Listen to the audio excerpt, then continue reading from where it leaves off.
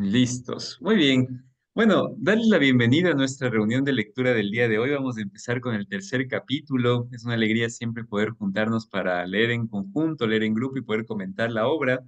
Y justamente en esa misma sintonía de ir aprendiendo cada vez más de la pluma de Isabel Allende, vamos a entrar como todos los veces que podemos en la biografía de la autora, ¿sí?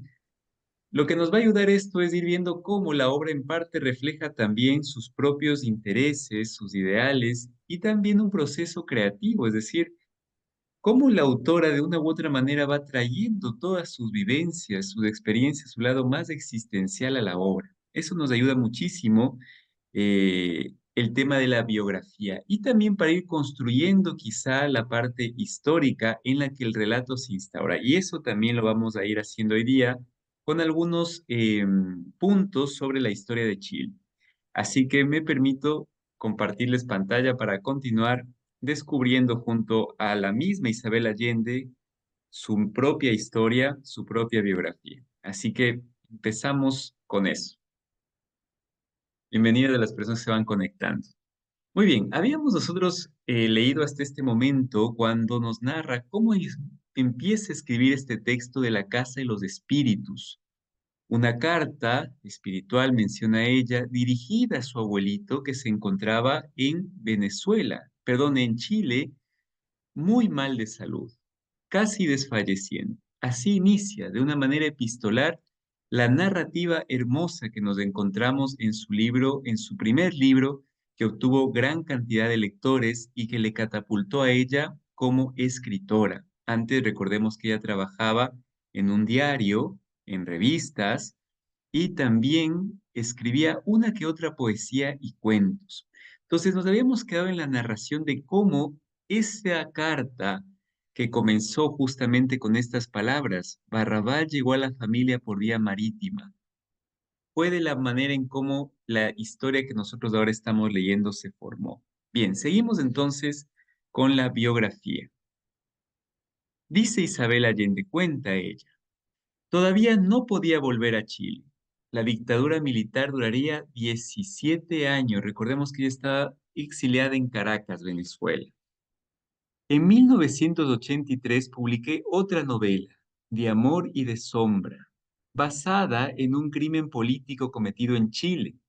Y 2 años después, la tercera, Eva Luna, un libro muy importante para mí porque es la vida de una narradora, mi alter ego. Fue seguido por Cuentos de Eva Luna, una colección de 23 cuentos, todos sobre el amor, aunque a veces el amor es tan retorcido que es difícil reconocerlo. Mientras tanto, la relación con mi marido se había deteriorado por completo. Estábamos en Venezuela y no en Chile, así que pudimos divorciarnos. Fue un divorcio amistoso. Recordemos que en Chile no estaba todavía legalizado el tema del divorcio. Bien, continuamos entonces con la biografía general, que es la más fría, no ahonda en detalles como lo hace la autobiografía de la autora que vamos leyendo a la par con esta parte más general. Nos dice la biografía general continuando con lo que ya habíamos leído antes. En 1988 la autora emigró a Estados Unidos, donde publicó Cuentos de Baluna y El Plan Infinito. Ese mismo año su hija Paula fue hospitalizada en España, afectada de porfiria, enfermedad que la mantuvo en coma por varios meses y que finalmente le produjo la muerte a los 28 años de edad. Muy jovencita muere esta hija de Isabel Allende, Paula. Este doloroso episodio marcó una interrupción en la producción literaria de Isabel Allende, a la vez que inspiró el libro autobiográfico titulado Paula, publicado en 1994, dedicado a su hija. Vamos entonces a leer o vamos a procurar alcanzar a llegar hasta donde ella cuenta su historia con Paula. ¿Cómo fue que pudo solventar este duelo de la pérdida tan dolorosa de su hija? Nos dice entonces, continuando con la autobiografía y refiriéndonos a este capítulo que leímos de la general. Dice Allende, mis libros me obligan a viajar con frecuencia. Mi karma es ir de un lugar a otro como una peregrina errante. En 1987, cuando todavía vivía en Venezuela, hice una gira de conferencias que me llevó desde Islandia a Puerto Rico. y a muchos climas entre medio hasta que terminé en el norte de California. Nunca hubiera sospechado que ahí mi existencia cambiaría de nuevo. Conocí al hombre destinado para mí, como diría mi madre, un abogado estadounidense llamado William Gordon, al que me presentaron como el último soltero heterosexual en San Francisco. Willie había leído mi segunda novela y le gustó. Cuando me vio, sin embargo, se debe haber sentido decepcionado porque le gustaban las rubias altas. Ahí está una foto de Isabel con William y ahí en pie de página dice Isabel, este tipo guapo con sombrero es mi marido Willie Gordon. Tuve que obligarlo a casarse conmigo. En realidad le gustan las rubias altas. Aquí estamos en la casa de Pablo Neruda en la Isla Negra, Chile. Después de mi discurso, recordemos que estaba dando conferencias, charlas, discursos, fuimos invitados a una cena en un restaurante italiano. Había luna llena y Frank Sinatra cantaba Strangers in the Night, Extraños en la noche, el tipo de cosas que arruinaría una novela. Willie estaba sentado frente a mí observándome con una expresión de desconcierto. La combinación de Frank Sinatra y los espaguetis tutto mare tuvieron un efecto predecible en mí y caí en estado de lujuria. Había estado viviendo en castidad por un largo plazo, 2 semanas o 3 semanas si mal no recuerdo. Así es que tomé la iniciativa. Le pedí que me contara sobre su vida. Este truco siempre funciona, señoras. Pídanle a cualquier hombre que hable de sí mismo y finjan escuchar mientras se relajan y disfrutan de la comida, y él terminará convencido de que está frente a una mujer inteligente y sexy. En este caso, sin embargo, no tuve que fingir porque me había topado con una de esas raras joyas que los narradores siempre están buscando. La vida de ese hombre era una novela. Así es que hice lo que toda escritora latinoamericana normal habría hecho, casarse con el hombre para conseguir la historia. Bueno, no me casé con él de inmediato. Fue necesario algo de manipulación, nos dice Isabel. Pero si nos vamos dando cuenta, este episodio también refleja de dónde Isabel va extrayendo toda la fantasía que ella desborda en su narrativa. El amor va a ser muy importante en las historias de Allende. Continuamos, dice, ese día tomé el avión, pero una semana más tarde estaba de vuelta sin invitación. Me mudé a su casa y 6 meses después tuvo que casarse conmigo porque lo puse entre la espada y la pared. Sí, escribí sobre la vida de Willy, después de todo. El libro se llama El Plan Infinitos y es la historia de un hombre imperfecto con un gran corazón. Miren cómo surgen los libros, Isabel. Willy y yo hemos estado juntos por muchos años y nuestro amor ha sobrevivido muchos altos y bajos, grandes éxitos y grandes pérdidas. Es decir, los libros de Isabel se van tejiendo en las historias que ella va viviendo en el día a día, es su modo de escribir. Y ahí entramos en este último episodio que nos cuenta la biografía general y que a mí me parece uno de los centrales en la historia de la escritora. No vamos a leer todo el episodio de Paula, vamos solamente a empezar con esta primera lámina para acercarnos de esta vivencia tan dura que vive la escritora. Dice, en diciembre de 1991, mi hija Paula, que tenía una rara condición genética llamada porfiria, cayó en coma en España. La negligencia en la unidad de cuidados intensivos le provocó severo daño cerebral y ella terminó en estado vegetativo. La llevamos a nuestra casa en California y la cuidamos hasta que murió en mis brazos un año después. La larga agonía de Paula fue un calvario para nuestra familia. Las cosas fueron de mal en peor cuando unos meses después la hija de Willy, Jennifer, murió de una sobredosis. Dicen que no hay dolor más grande que perder un hijo. Pero el dolor que compartíamos Will y yo no nos hizo sentirnos más cerca.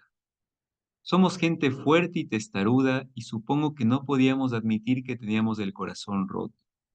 Nos llevó a los dos mucho tiempo y terapia para poder abrazarnos y de llorar juntos. Ahí tienen ustedes la foto de Paula, dice Isabel al pie de página, mi hija Paula Frías Allende, unos meses antes de caer en coma. Murió en 1992. Su espíritu está siempre conmigo como una suave presencia. Es decir, Paula para Isabel Allende representa mucho, desde un modo de vida que Paula le irá transmitiendo en ese corto tiempo que ella vive, apenas 28 años, pero también va a ser inspiración y va a ser un arduo labor para que ella logre a través de la escritura salir de este dolor que causa la pérdida de un hijo. Yo no sé si alguien ha experimentado aquí lo que es perder un hijo o una hija, yo ciertamente que no, pero me supongo, por lo que le escucho a Isabel y lo que he oído a muchas personas, que es un dolor que nunca se puede superar del todo. Bueno, Isabel Allende lo logró en parte gracias a la literatura y sobre todo su vocación por la escritura.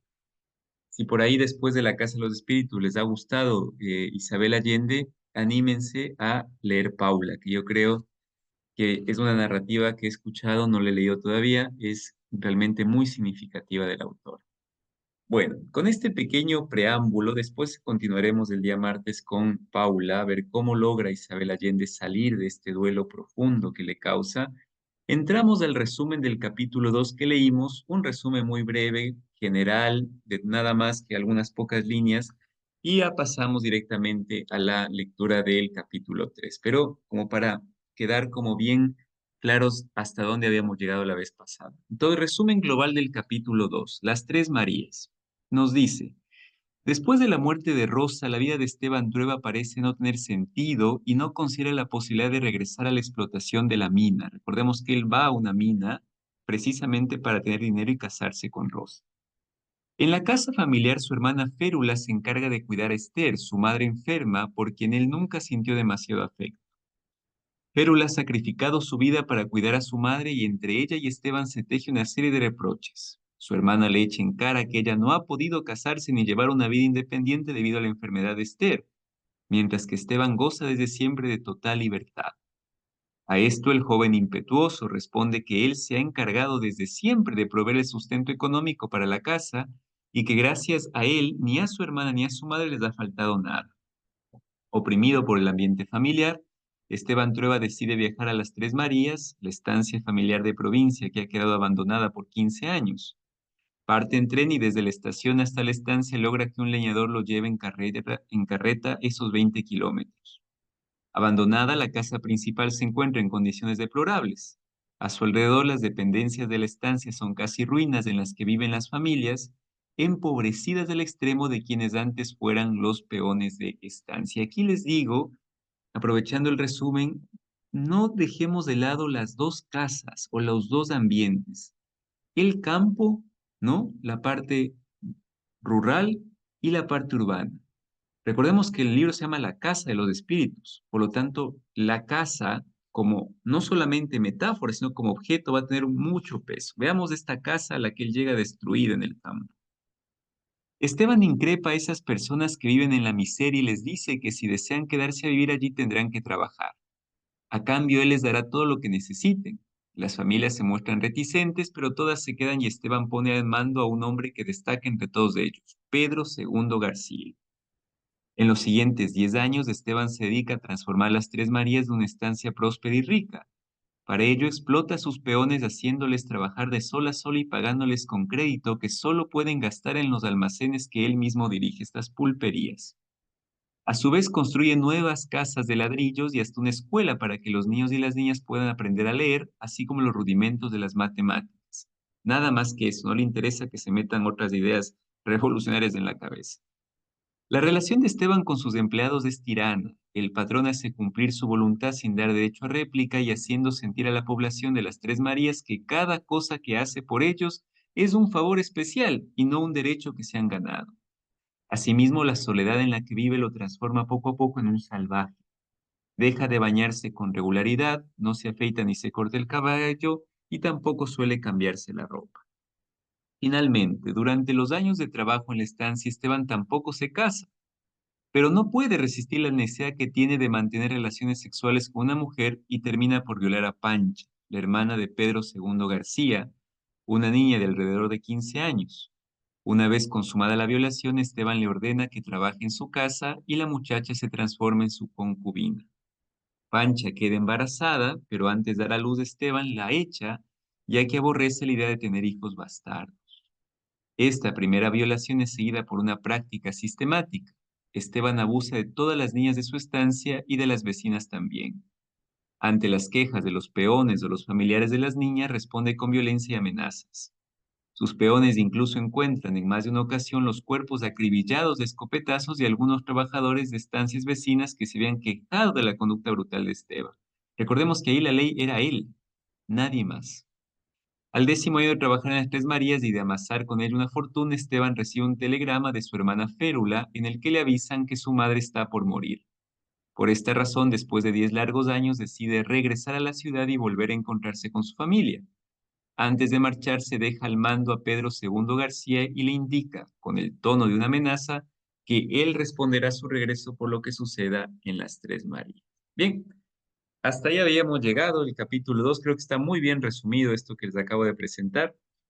Y ahora, antes de pasar, nada más recordarles este episodio de las elecciones con las que termina también el segundo capítulo. No nos olvidemos que nos encontramos, históricamente hablando, luego de la Primera Guerra Mundial, la llamada Gran Guerra.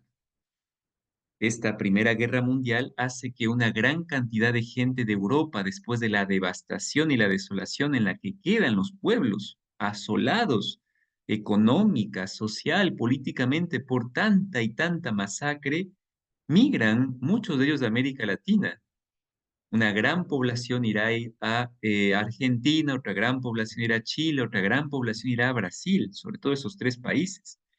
Y esa población llega, aparte de con todas las miserias de la guerra, con ideas nuevas y muchas ideas de ellas socialistas. Esto hace que comience a surgir movimientos que se van a sublevar contra los grandes hacendados que ahora están actualmente imperando. Por eso, cuando nos dice en el libro, en el capítulo que leímos, cito textualmente, dice, era año de elecciones presidenciales y de preocuparse por el vuelco que estaban tomando los acontecimientos. El país despertaba. La oleada de descontento que agitaba al pueblo estaba golpeando la sólida estructura de aquella sociedad oligárquica, eso nos dice el libro, ¿no? Y aquí les leo, y con esto ya pasamos, un pequeño comentario de Verónica Tichá, de un ensayo que se llama El análisis literario y político del libro La Casa de los Espíritus, donde nos dice que este segundo capítulo está enmarcado en el año de 1920, en la presidencia de Arturo Alessandri Palma. Les leo rápidamente, para saber un poco la historia en la cual se dan estas elecciones.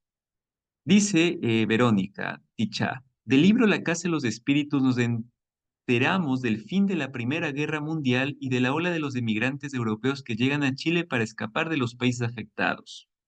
Es el tiempo de la primera presión a los grupos gobernantes hasta aquel tiempo, debido a las nuevas ideas traídas por los emigrantes de Europa.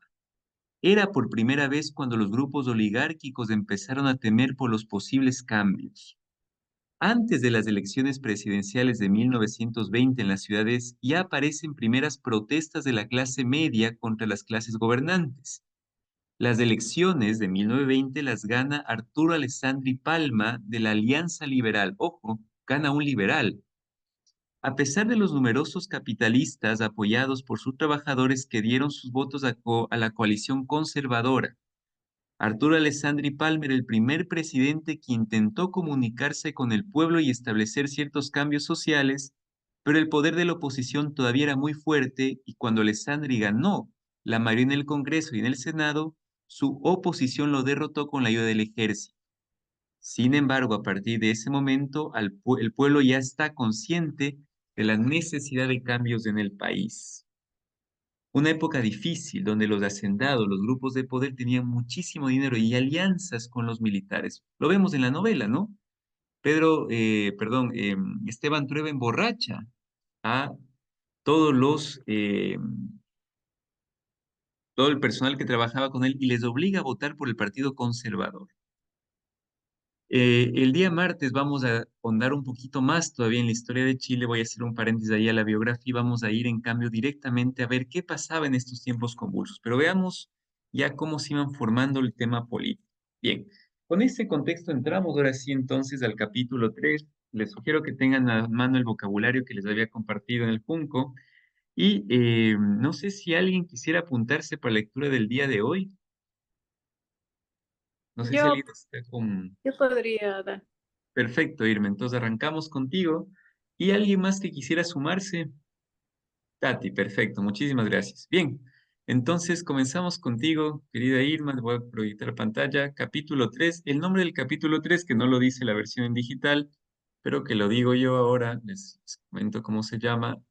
Lleva por título Clara Clarividente, un título muy sugerente. Es decir, vamos a tratar el personaje de Clara, ciertamente, ¿no? Así que bueno, adelante entonces, Irma, nos quedamos contigo. Listo. Clara tenía 10 años cuando decidió que no valía la pena hablar y se encerró en el mutismo. Su vida cambió notablemente. El médico de la familia, el gordo y afable doctor Cuevas, intentó curarle el silencio con píldoras de su invención, con vitaminas en jarabe y tocaciones de miel de bórax en la garganta, pero sin ningún resultado aparente. Se dio cuenta de que sus medicamentos eran ineficaces y que su presencia ponía a la niña en estado de terror. Al verlo, Clara comenzaba a chillar y se refugiaba en el rincón más lejano, encogida como un animal acosado, de modo que abandonó sus curaciones y recomendó a Severo y Nivia que la llevaran donde un rumano de apellido Rostipov, que estaba causando sensación esa temporada.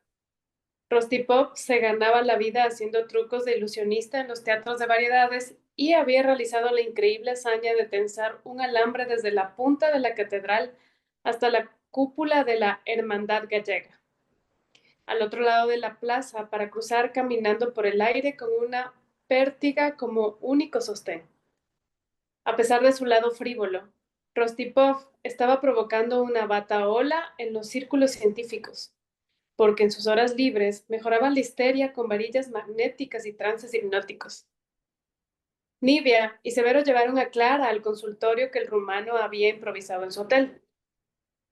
Rostipov la examinó cuidadosamente y por último declaró que el caso no era de su incumbencia, puesto que la pequeña no hablaba porque no le daba la gana, y no porque no pudiera.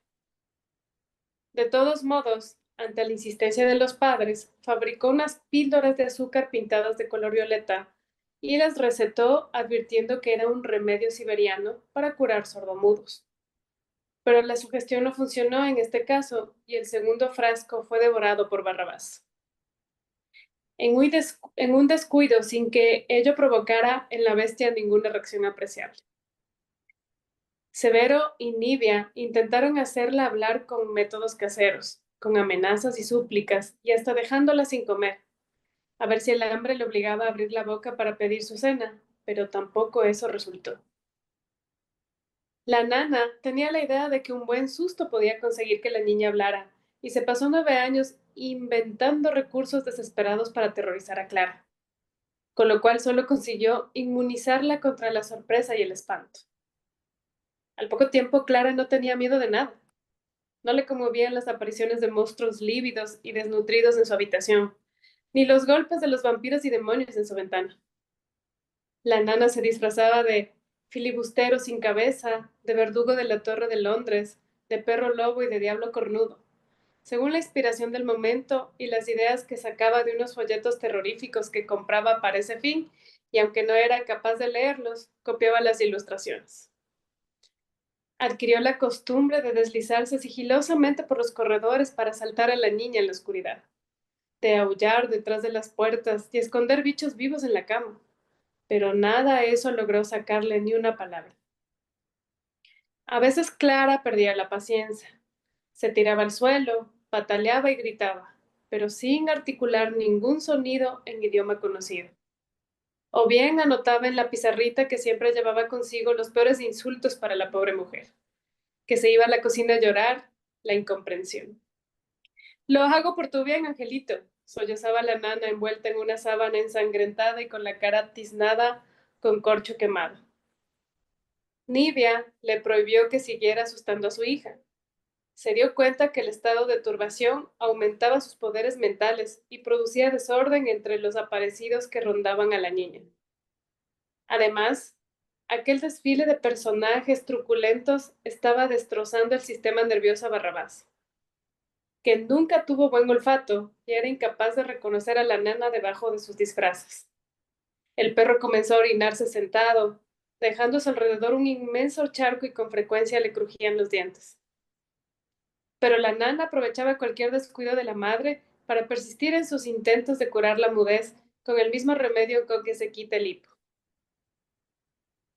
Retiraron a Clara del colegio de monjas donde se había educado a todas las hermanas del valle y le pusieron profesores en la casa. Severo hizo traer de Inglaterra a una institutriz, Miss Agatha, alta, toda ella de color ámbar y con grandes manos de albañil, pero no resistió el cambio de clima, la comida picante y el vuelo autónomo del salero desplazándose sobre la mesa del comedor, y tuvo que regresar a Liverpool. La siguiente fue una suiza que no tuvo mejor suerte, y la francesa, que llegó gracias a los contactos del embajador de ese país con la familia, resultó ser tan rosada, redonda y dulce que quedó encinta a los pocos meses. Y al hacer las averiguaciones del caso, se supo que el padre era Luis, hermano mayor de Clara. Severo los casó sin preguntarle su opinión, y contra todos los pronósticos de Nivia y sus amigas, fueron muy felices. En vista de esas experiencias, Nivia convenció a su marido de que aprender idiomas extranjeros no era importante para una criatura con habilidades telepáticas, y que era mucho mejor insistir con las clases de piano y enseñarla a bordar. La pequeña Clara leía mucho. Su interés por la lectura era indiscriminado y le daban lo mismo los libros mágicos de los baúles encantados de su tío Marcos que los documentos del Partido Liberal que su padre guardaba en su estudio. Llenaba incontables cuadernos con sus anotaciones privadas, donde fueron quedando registrados los acontecimientos de ese tiempo, que gracias a eso no se perdieron borrados por la neblina del olvido. Y ahora yo puedo usarlos para rescatar su memoria. Clara, clarividente, conocía el significado de los sueños. Esta habilidad era natural en ella y no requería los engorrosos estudios cabalísticos que usaba el tío Marcos con más esfuerzo y menos acierto. El primero en darse cuenta de eso fue Honorio, el jardinero de la casa, que soñó un día con culebras que andaban entre sus pies y que, para quitárselas de encima, les daba de patadas hasta que conseguía aplastar a 19. Se le contó a la niña mientras podaba las rosas, solo para entretenerla, porque la quería mucho y le daba lástima que fuera muda. Clara sacó la pizarrita del bolsillo de su delantal y escribió la interpretación del sueño de Honorio. Tendrás mucho dinero, te durará poco, lo ganarás sin esfuerzo, juega al 19. Honorio no sabía leer, pero Nivia le leyó el mensaje entre burlas y risas. El jardinero hizo lo que le decían y se ganó 80 pesos en una timba clandestina que había detrás de una bodega de carbón. Se los gastó en un traje nuevo, una borrachera memorable con todos sus amigos y una muñeca de loza para Clara. A partir de entonces la niña tuvo mucho trabajo descifrando sueños a escondidas de su madre, porque cuando se supo la historia de Honorio, iban a preguntarle qué querían decir volar sobre una torre con alas de cisne, ir en una barca a la deriva y que cante una sirena con voz de viuda, que nazcan dos gemelos pegados por la espalda, cada uno con una espada en la mano. Y Clara notaba sin vacilar en la pizarrita que la torre es la muerte y que el que vuela por encima se salvará de morir en un accidente. El que naufraga y escucha la sirena perderá su trabajo y pasará penurias, pero le ayudará a una mujer con la que hará un negocio. Los gemelos son marido y mujer forzados en un mismo destino, hiriéndose mutuamente con golpes de espada. Los sueños no era lo único que Clara adivinaba. También veía el futuro y conocía la intención de la gente, virtudes que mantuvo a lo largo de su vida y acrecentó con el tiempo. Anunció la muerte de su padrino, don Salomón Valdés, que era corredor de la Bolsa de Comercio y que, creyendo haberlo perdido todo, se colgó de la lámpara en su elegante oficina. Allí lo encontraron, por insistencia de Clara, con el aspecto de un carnero mustio, tal como ella lo describió en la pizarra. Predijo la hernia de su padre, todos los temblores de tierra y otras alteraciones de la naturaleza. La única vez que cayó nieve en la capital, matando de frío a los pobres en las poblaciones y a los rosales en los jardines de los ricos. Y la identidad del asesino de las colegialas, mucho antes que la policía descubriera el segundo cadáver. Pero nadie le creyó.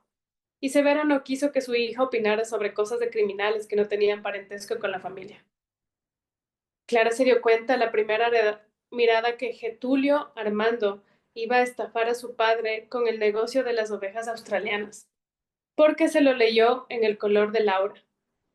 Se lo escribió a su padre, pero este no le hizo caso, y cuando vino a acordarse de las predicciones de su hija menor, había perdido la mitad de su fortuna y su socio andaba por el Caribe, convertido en hombre rico, con un serrallo de negras culonas y un barco propio para tomar el sol. La habilidad de Clara para mover objetos sin tocarlos no se pasó con la menstruación, como vaticinaba la nana, sino que se fue acentuando hasta tener tanta práctica que podía mover las teclas del piano con la tapa cerrada, aunque nunca pudo desplazar el instrumento por la sala, como era su deseo. En esas extravagancias ocupaba la mayor parte de su energía y de su tiempo. Desarrolló la capacidad de adivinar un asombroso porcentaje de las cartas de la baraja e inventó juegos de irrealidad para divertir a sus hermanos. Su padre le prohibió escrutar el futuro en los naipes e invocar fantasmas y espíritus traviesos que molestaban al resto de la familia y aterrorizaban a la servidumbre. Pero Nivea comprendió que mientras más limitaciones y sustos tenía que soportar su hija menor, más lunática se ponía. De modo que decidió dejarla en paz con sus trucos de espiritista, sus juegos de pitonisa y su silencio de caverna, tratando de amarla sin condiciones y aceptarla tal cual era. Clara creció como una planta salvaje. A pesar de las recomendaciones del doctor Cuevas, que había traído de Europa la novedad de los baños de agua fría y los golpes de electricidad para curar a los locos. Barrabás acompañaba a la niña de día y de noche, excepto en los periodos normales de su actividad sexual. Estaba siempre rondándola como una gigantesca sombra tan silenciosa como la misma niña. Se echaba a sus pies cuando ella se sentaba y en la noche dormía a su lado con resoplidos de locomotora. Llegó a compenetrarse tan bien con su ama, que cuando ésta salía a caminar sonámbula por la casa, el perro la seguía en la misma actitud. Las noches de luna llena eran común verlos paseando por los corredores, como dos fantasmas flotando en la pálida luz. A medida que el perro fue creciendo, se hicieron evidentes sus distracciones. Nunca comprendió la naturaleza traslúcida del cristal y en sus momentos de emoción solía embestir las ventanas al trote, con la inocente intención de atrapar alguna mosca. Caía al otro lado en un estrépito de vidrios rotos, sorprendido y triste. En aquellos tiempos, los cristales venían de Francia por barco y la manía del animal de lanzarse contra ellos llegó a ser un problema, hasta que Clara ideó el recurso extremo de pintar gatos en los vidrios. Al convertirse en adulto, Barrabás dejó de fornicar con las patas del piano, como lo hacía en su infancia, y su instinto reproductor se ponía de manifiesto solo cuando olía alguna perra en celo en la proximidad.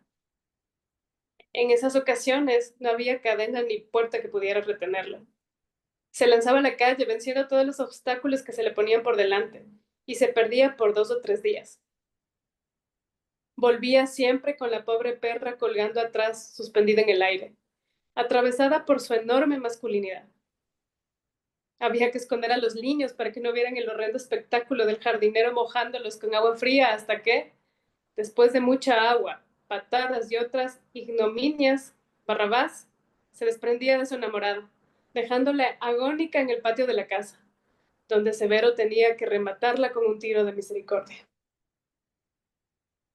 La adolescencia de Clara transcurrió suavemente en la gran casa de 3 patios de sus padres, mimada por sus hermanos mayores, por Severo que la prefería entre todos sus hijos, y por Nivia y por la nana, que alternaba sus siniestras excursiones disfrazada de cuco con los más tiernos cuidados.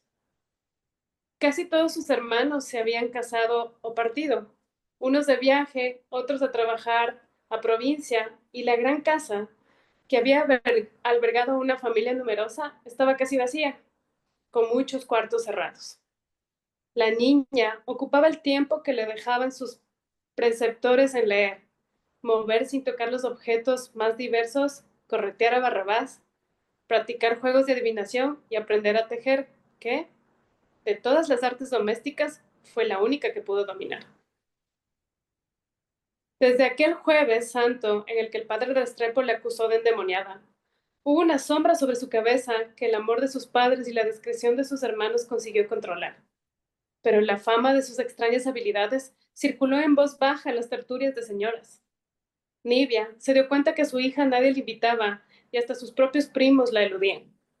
Procuró compensar la falta de amigos con su dedicación total, con tanto éxito que Clara creció alegremente y en los años posteriores recordaría su infancia como un periodo luminoso de su existencia, a pesar de su soledad y de su mudez.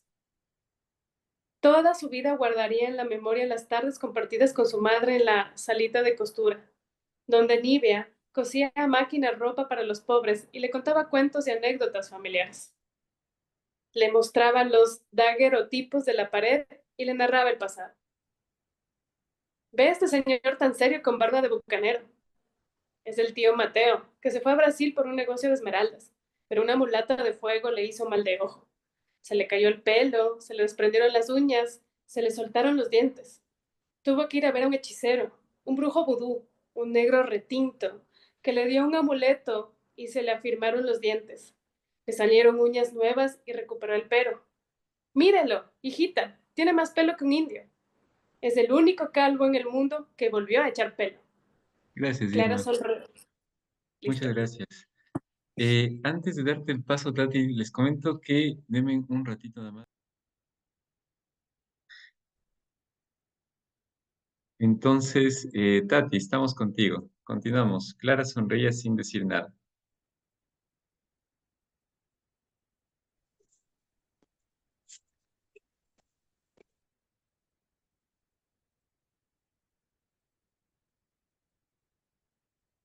No, no te estamos escuchando, por si acaso, ¿ah?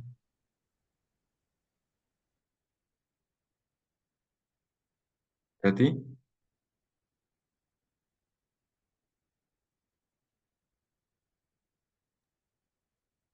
No sé si soy yo o no se le escucha bien, ¿no? No, no lo escucho, No, Tati. ahorita no se le escucha. Ujú. No, no se No, escucha. Sí, sí. no se escucha, no se escucha. Ya, no sé qué ha pasado. Quizás es problema de su micro.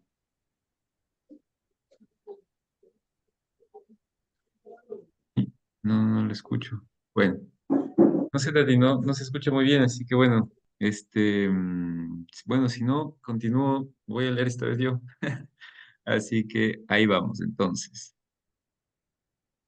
Si Tati por ahí se te arregla el micro, me interrumpes con calma y ahí continuamos con la lectura. A ver, nos habíamos quedado acá, ¿no? Echar pelo. Listo, seguimos entonces. Clara sonreía sin decir nada y Nivia seguía hablando porque se había acostumbrado al silencio de su hija. Por otra parte, tenía la esperanza que de tanto meterle ideas en la cabeza, tarde o temprano haría una pregunta y recuperaría el habla. Y este decía, es el tío Juan. Yo lo quería mucho. Una vez se tiró un pedo y fue su condena a muerte, una gran desgracia. Sucedió en un almuerzo campestre. Estábamos todas las primas en un fragante día de primavera, nuestros vestidos,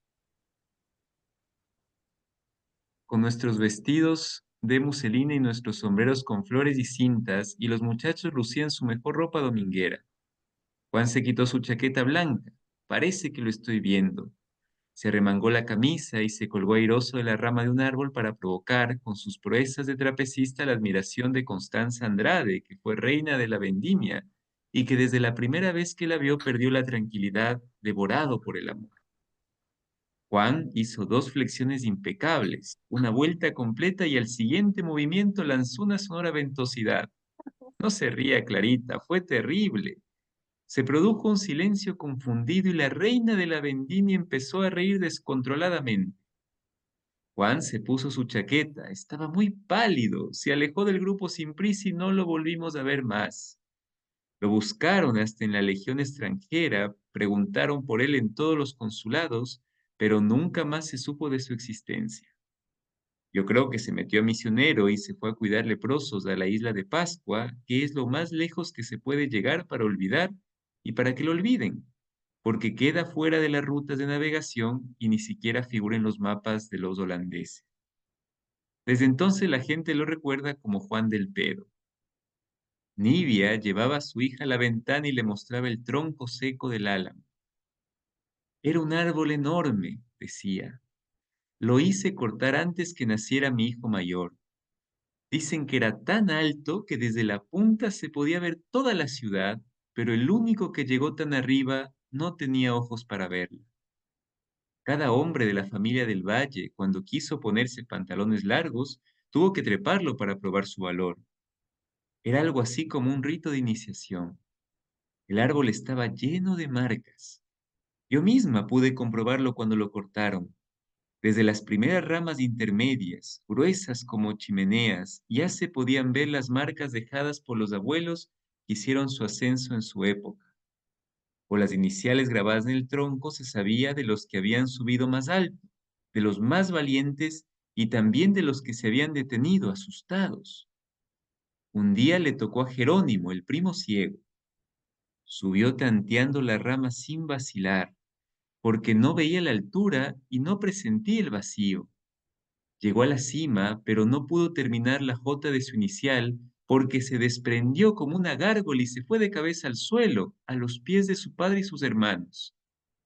Tenía 15 años. Llevaron el cuerpo envuelto en una sábana a su madre. La pobre mujer los escupió a todos en la cara, les gritó insultos de marinero y maldijo a la raza de hombres que habían incitado a su hijo a subir al árbol hasta que se la llevaron las monjas de la caridad envuelta en una camisa de fuerza. Yo sabía que algún día mis hijos tendrían que continuar esa bárbara tradición. Por eso lo hice cortar. No quería que Luis y los otros niños crecieran con la sombra de ese patíbulo en la ventana. A veces, Clara acompañaba a su madre y a 2 o 3 de sus amigas sufragistas a visitar fábricas donde se subían en unos cajones para arengar a los obreros, a las obreras, mientras desde una prudente distancia los capataces y los patrones las observaban burlones y agresivos. A pesar de su corta edad y su completa ignorancia de las cosas del mundo, Clara podía percibir el absurdo de la situación y describía en sus cuadernos el contraste entre su madre y sus amigas, con abrigos de piel y botas de gamuza, hablando de opresión, de igualdad y de derechos, a un grupo triste y resignado de trabajadoras, con sus toscos delantales de dril y las manos rojas por los sabañones. De la fábrica, las sufragistas se iban a la confitería de la Plaza de Armas a tomar té con pastelitos y comentar los progresos de la campaña, sin que esta distracción frívola las apartara ni un ápice de sus inflados ideales. Otras veces su madre la llevaba a las poblaciones marginales y a los conventillos, donde llegaban con el coche cargado de alimentos y ropa que Nivi y sus amigas cosían para los pobres. También, en esas ocasiones, la niña escribía con asombrosa intuición que las obras de caridad no podían mitigar la monumental injusticia. La relación con su madre era alegre e íntima y Nivia, a pesar de haber tenido 15 hijos, la trataba como si fuera la única, estableciendo un vínculo tan fuerte que se prolongó en las generaciones posteriores como una tradición familiar. La nana se había convertido en una mujer sin edad, que conservaba intacta la fortaleza de su juventud y podía andar a brincos por los rincones asustando la mudez, igual como podía pasar el día revolviendo con un palo la marmita de cobre en un fuego de infierno al centro del tercer patio, donde gorgoriteaba el dulce de membrillo, un líquido espeso de color del topacio que al enfriarse se convertía en moldes de todos tamaños que Nibia repartía entre sus pobres. Acostumbrada a vivir rodeada de niños, cuando los demás crecieron y se fueron, la nana volcó en Clara todas sus ternuras. Aunque la niña ya no tenía edad para eso, la bañaba como si fuera un crío, remojándole en la bañera esmaltada con agua perfumada de albahaca y jazmín. La frotaba con una esponja, la enjabonaba meticulosamente sin olvidar ningún resquicio de las orejas a los pies, la friccionaba con agua de colonia, la empolvaba con un hisopo de plumas de cisne y la cepillaba el pelo con infinita paciencia hasta dejárselo brillante y dócil como una planta de mar. La vestía, le abría la cama, le llevaba el desayuno en bandeja, lo obligaba a tomar infusión de tilo para los nervios, de manzanilla para el estómago, de limón para las transparencias de la piel, de ruda para la mala bilis y de menta para la frescura del aliento, hasta que la niña se convirtió en un ser angélico y hermoso que deambulaba por los patios y los corredores envuelta en un aroma de flores, un rumor de enaguas almidonadas y un halo de rizos y cintas. Clara pasó la infancia y entró en la juventud dentro de las paredes de su casa, en un mundo de historias asombrosas, de silencios tranquilos, donde el tiempo no se marcaba con relojes ni calendarios, y donde los objetos tenían vida propia, los aparecidos se sentaban en la mesa y hablaban con los humanos, el pasado y el futuro eran parte de la misma cosa, y la realidad del presente era un caleidoscopio de espejos desordenados donde todo podía ocurrir. Es una delicia para mí leer los cuadernos de esa época donde se describe un mundo mágico que se acabó. Clara habitaba un universo inventado para ella, protegida de las inclemencias de la vida, donde se confundían la verdad prosaica de las cosas materiales con la verdad tumultuosa de los sueños, donde no siempre funcionaban las leyes de la física o la lógica. Clara vivió ese periodo ocupada en sus fantasías, acompañada por los espíritus del aire, del agua y de la tierra, tan feliz que no sintió la necesidad de hablar en 9 años. Todos habían perdido la esperanza de volver a oírle la voz, cuando el día de su cumpleaños, después que sopló las 19 velas de su pastel de chocolate, estrenó una voz que había estado guardada durante todo aquel tiempo y que tenía resonancia de instrumento desafinado. Pronto me voy a casar, dijo. ¿Con quién? Preguntó Severo. Con el novio de Rosa, respondió ella. Y entonces se dieron cuenta que había hablado por primera vez en todos esos años, y el prodigio removió la casa en sus cimientos y provocó el llanto de toda la familia.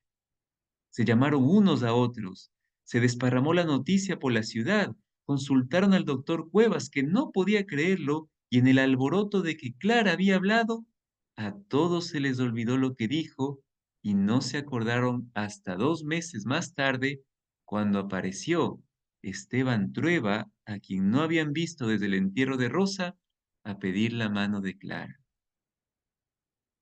Esteban Trueba se bajó en la estación y cargó él mismo sus 2 maletas. La cúpula de fierro que habían construido los ingleses imitando la estación Victoria en los tiempos en que tenían la concesión de los ferrocarriles nacionales, no había cambiado nada desde la última vez que estuvo allí años antes.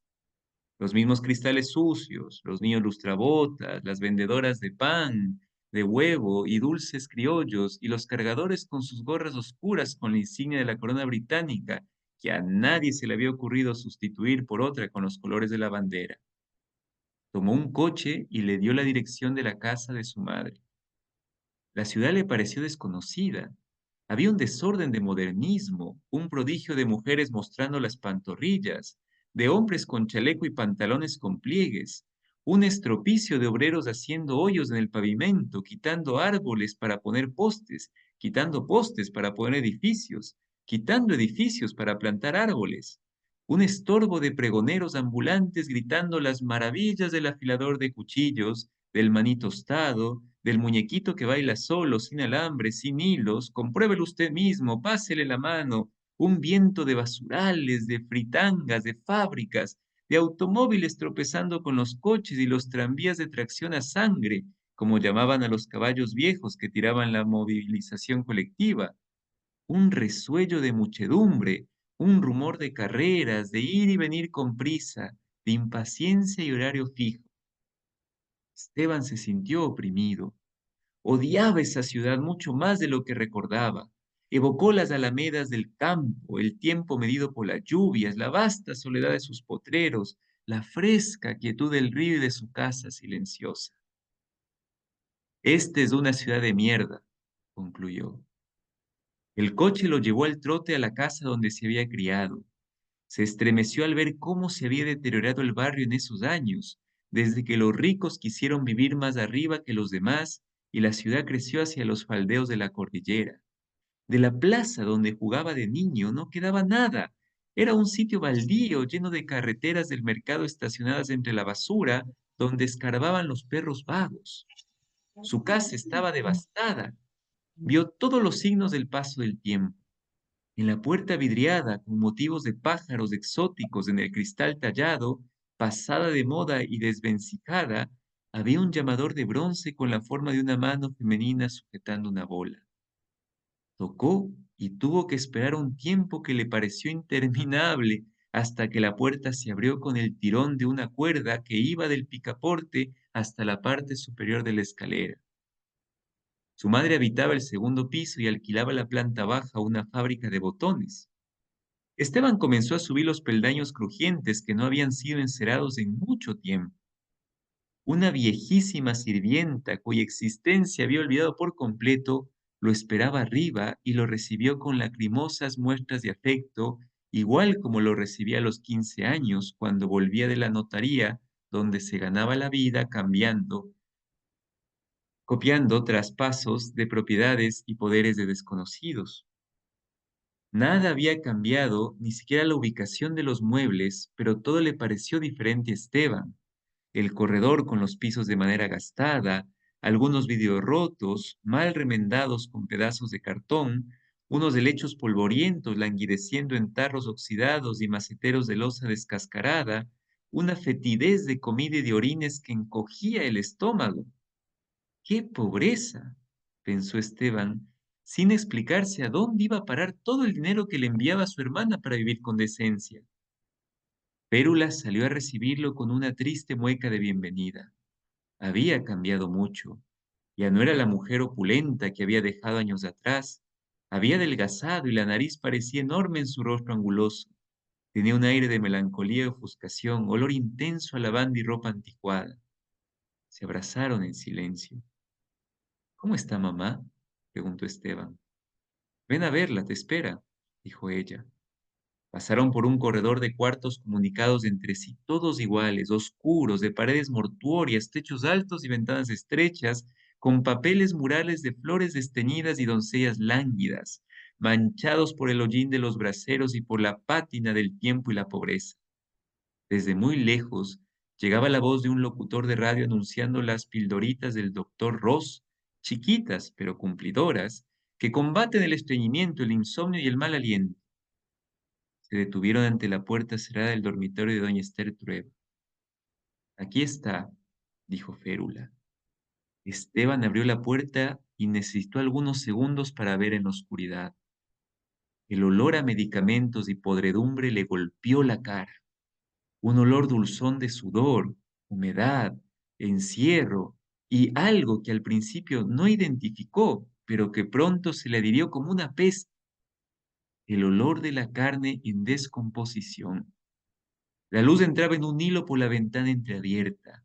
Vio la cama ancha donde murió su padre y donde durmió su madre desde el día de su boda, de negra madera tallada, con un dosel de ángeles en alto relieve y unas piltrafas de brocado rojo manchitas por el uso. Su madre estaba semisentada. Era un bloque de carne compacta, una monstruosa pirámide de grasa y trapos, terminada en una pequeña cabecita calva con los ojos dulces, sorprendentemente vivos, azules e inocentes. La artritis le había convertido en un ser monolítico.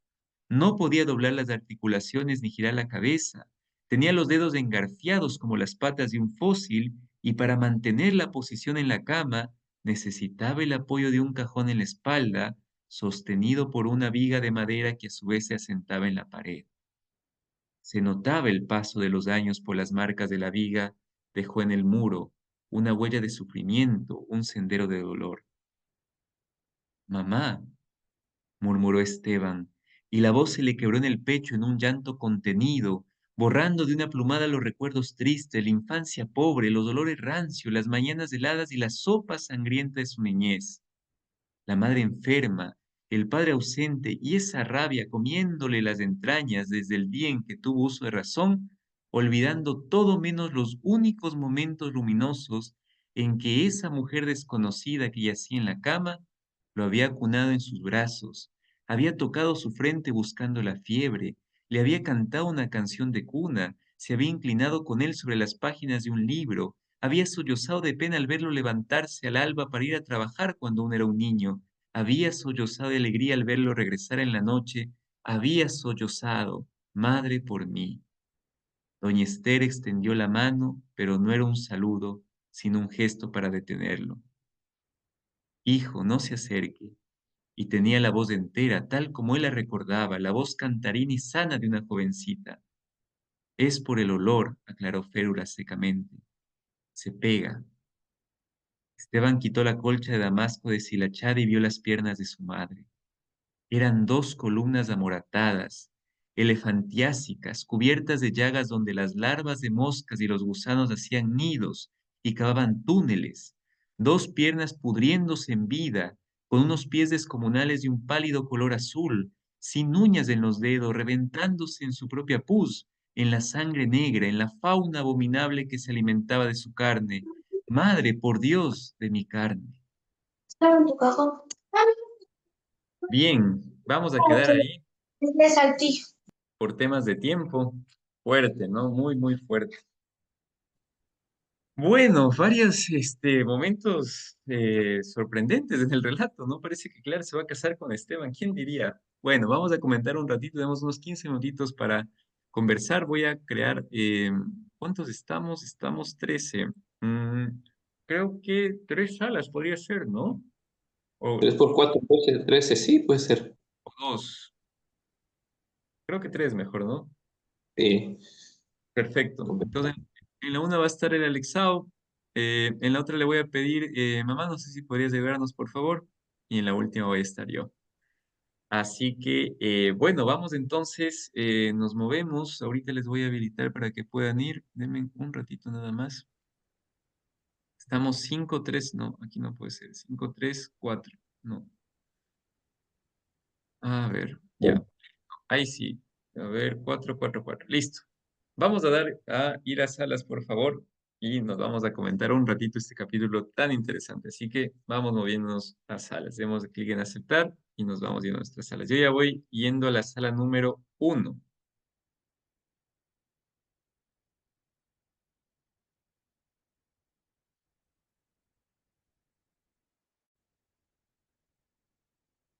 Muy bien.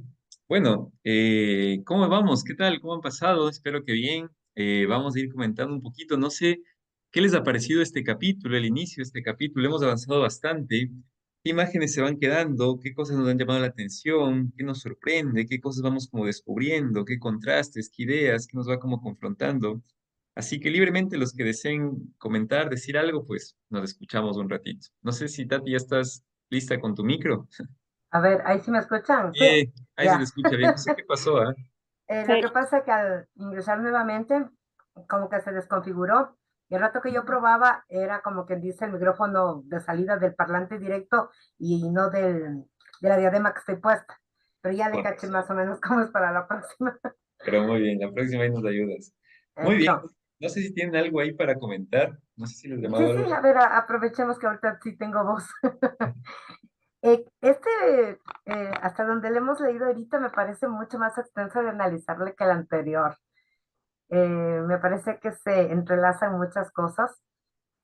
Em, ese, ese no querer verle a su madre, por ejemplo, de Esteban, y en cambio sentirse completamente desnudo de sus sentimientos el momento que la tiene frente a frente, ¿no?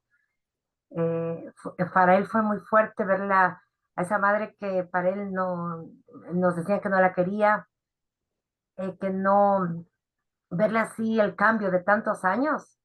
Creo que obviamente a cualquier persona, si yo me imaginaba la escena y yo decía, claro, es como el hijo pródigo que uno dice, se fue, no quiere saber nada, pero cuando regresa, recordó todo ese cariño, ese amor, esa dedicación que una madre tiene hacia un hijo sin esperar nada a cambio, sin que le diga, bueno, gracias o no gracias, en ese sentido. Me llamó también mucho la atención el hecho de que yo creo que Clara no quería estar junto al doctor Cuevas porque ella tiene muy presente el día de la muerte de Rosa y cuando la vio encima de esa cocina de mármol y vieron que prácticamente violaron su cuerpo, que fue el doctor y el ayudante. Entonces creo que ese es el rechazo que tiene Clara hacia él.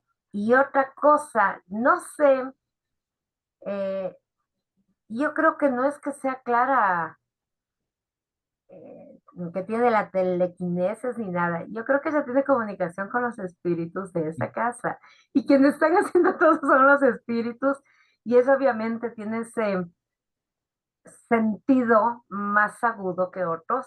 Y ella puede conversar como en la película de El séptimo sentido, ¿cómo es sentido? Que era con Bruce Willis.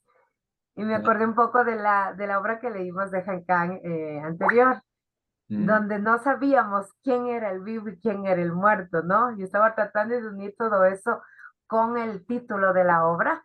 Y digo, y capaz que, Clara, lo que tienes en esa casa, eh, que es muy antiguo y que vivieron muchas cosas y que revoluciones, guerras y todo, yo creo que ella de pronto puede tener una sensibilidad hacia esta otra vida. Ujú. Eso es lo que puedo comentar por el momento. Sí, muchas gracias, Tati. Y es muy interesante esto que mencionas, porque a mí rápidamente se me viene cuando te escucho este contraste, partiendo desde lo último que decías, ¿no? Cómo la casa de Clara es una casa distinta a la hacienda, ¿no? Y es una casa distinta al donde está ahorita falleciendo la mamá de Esther, la mamá, perdón, de Esteban, Esther, ¿no? Una casa, como dices, parece que está impregnada por estos espíritus que hablan a Clara, pero también Clara, la imagen de Clara que le ponen como una niña angelical, ¿no? Llena de cuidados, con mucho amor de por medio, donde cada vez se va haciendo más radiante esta niña, hace mucho contraste con esta otra casa donde tenemos en cambio a una Esther putrefacta, y estos contrastes a mí me impactan mucho porque es como si estuviéramos hablando de la luz, ¿no? De un hogar de luz y otro hogar de mucha sombra, ¿no? De mucha podredumbre. Son dos contrastes bien fuertes y que los marca tan crudamente la autora, ¿no? Los pone como en contraposición. Y también me conmueve ver la figura de Esteban, porque como tú dices, Tati, Esteban al final reconoce que en ese desvalimiento que está viviendo la madre, también hay un sentimiento de mucho amor de hijo, ¿no? De parte de Esteban. Entonces es interesante, porque la otra vez preguntábamos si podrá haber una redención para Esteban, y capaz que por ahí comienza, ¿no? No sé, se me ocurre, pero sí me has dejado pensando. Gracias, Tati. No sé si Irma, Nere, quisieran comentar algo sobre esto u otros temas. Sí, a ver, aprovecho yo. Ujú. Bueno, creo que algo que me sorprendió y que no me lo esperaba es que iba a decir que se iba a casar con Esteban Trueba, ¿no? Pues eso, todo como describe que ella pasó, una niña es muy bonita, ¿no? Y con todos esos detalles, los mimos, y que a pesar de ciertos temas especiales que tenía, la familia la apreciaba mucho, ¿no? Y la aceptaba tal como es, versus una sociedad que de pronto no era así, porque también habla de que le querían curar y le sometían a ciertos temas que se aplicaban para poder, entre comillas, curar eso, ¿no? Entonces, claro, habla y habla para decir algo así tan sorprendente, que se va a casar con Esteban Trueba porque al final está viendo su futuro, ¿no? Y de alguna forma hasta se minimiza por el milagro de haber hablado, ¿no? Pero me sorprendió mucho que diga que se va a casar con él, ¿no? Eso por un lado, y por el otro lado también sí me llega, bueno, la autora logra eso con todos los detalles que describe, ¿no? Te imaginas, hasta me venía a la memoria cuando hablaba de ese tema del olor a muerto, a carne podrida, perdón, de cuando entras a una casa vieja, o sea, se me regresa a la memoria todos esos olores que algún momento alguno de nosotros habrá sentido, ¿no? Y es impactante cómo describe cómo está la mamá, ¿no? Pero también es impactante simultáneamente que al final también de describir esa parte de alguna forma fea de cómo está la mamá, de dolor, también dice que se conserva sus ojos azules profundos, ¿no? Entonces eso también esas son las dos partes de este capítulo que más me ha impactado. Ujú.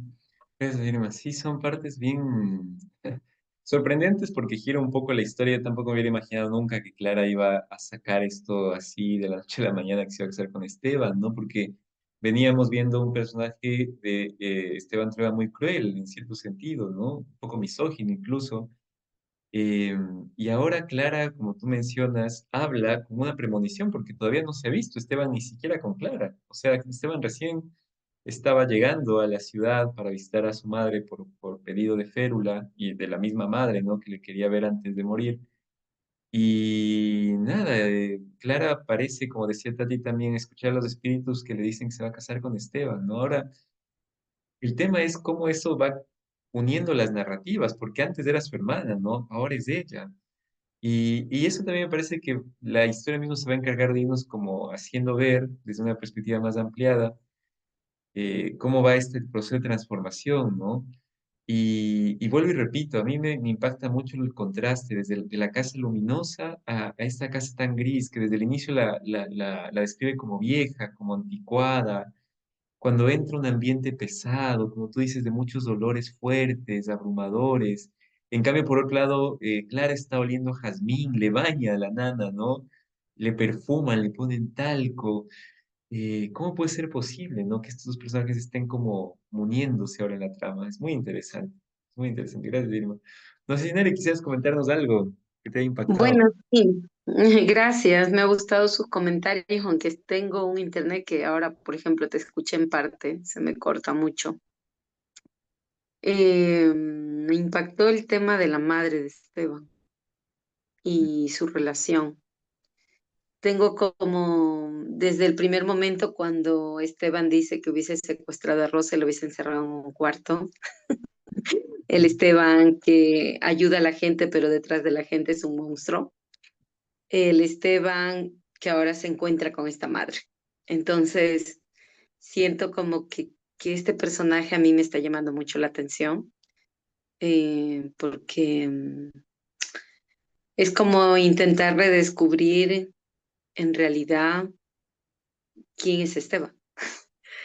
Es una persona que quizás no quiso vivir o ver su realidad, porque su realidad es muy fuerte y por eso pues no trata con amabilidad, sino con muchas situaciones fuertes con otras personas.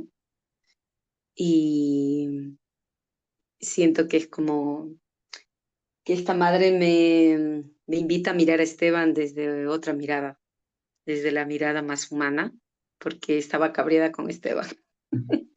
No me gustaba ese personaje, pero siento que todos los seres humanos, pues, nacemos bebés con sueños, con ilusiones, y de repente en cierto momento de la vida algo ocurre y nos transforma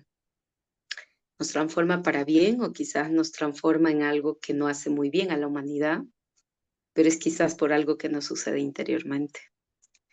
Y siento que en este capítulo, al reconocer este encuentro con la mamá, pues siento que quizás pues Esteban ha vivido cosas tan fuertes que no, que le cuesta y que por eso no sin justificar, ¿no? O sea, sino que ha hecho cosas tan horrorosas con otros porque quizás él no se ha conectado o se desconectó, ¿no? Entonces hace cosas que no son para bien y esto me ubica también en las situaciones de ahora, actuales, en la humanidad, cuando veo un mundo tan destrozado.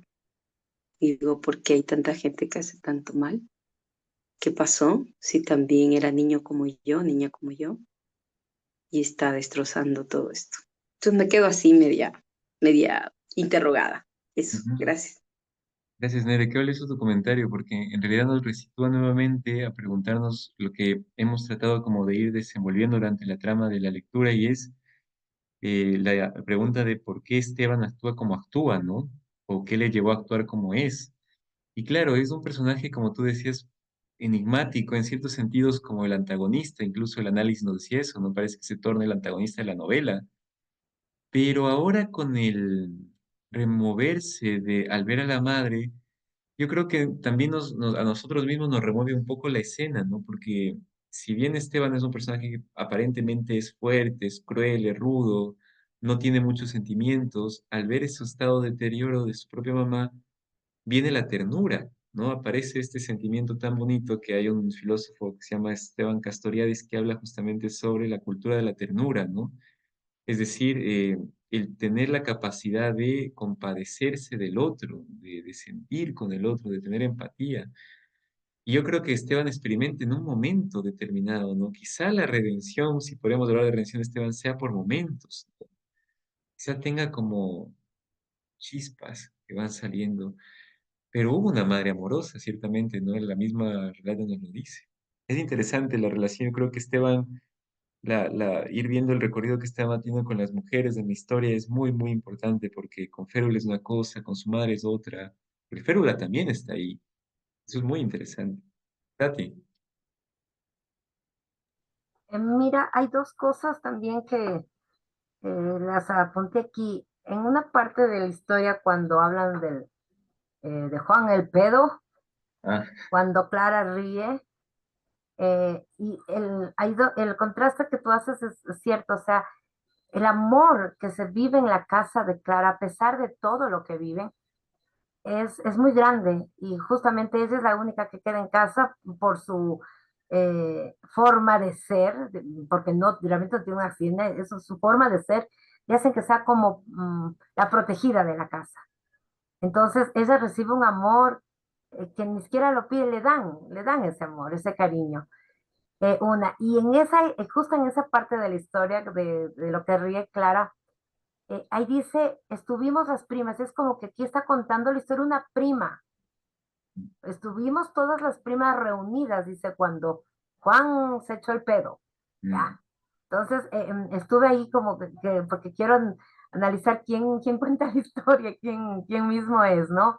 Y como cambian mucho de los personajes y es como esas novelas de tele que uno ve lo que recuerdan y luego regresa otra vez al presente y luego va al pasado, entonces sí es todo circular. Una. Otra que puede ser en una parte dice que encontró a su madre en la misma cama donde murió su padre y donde ella empezó a morir el día de su boda, mm. ¿ya?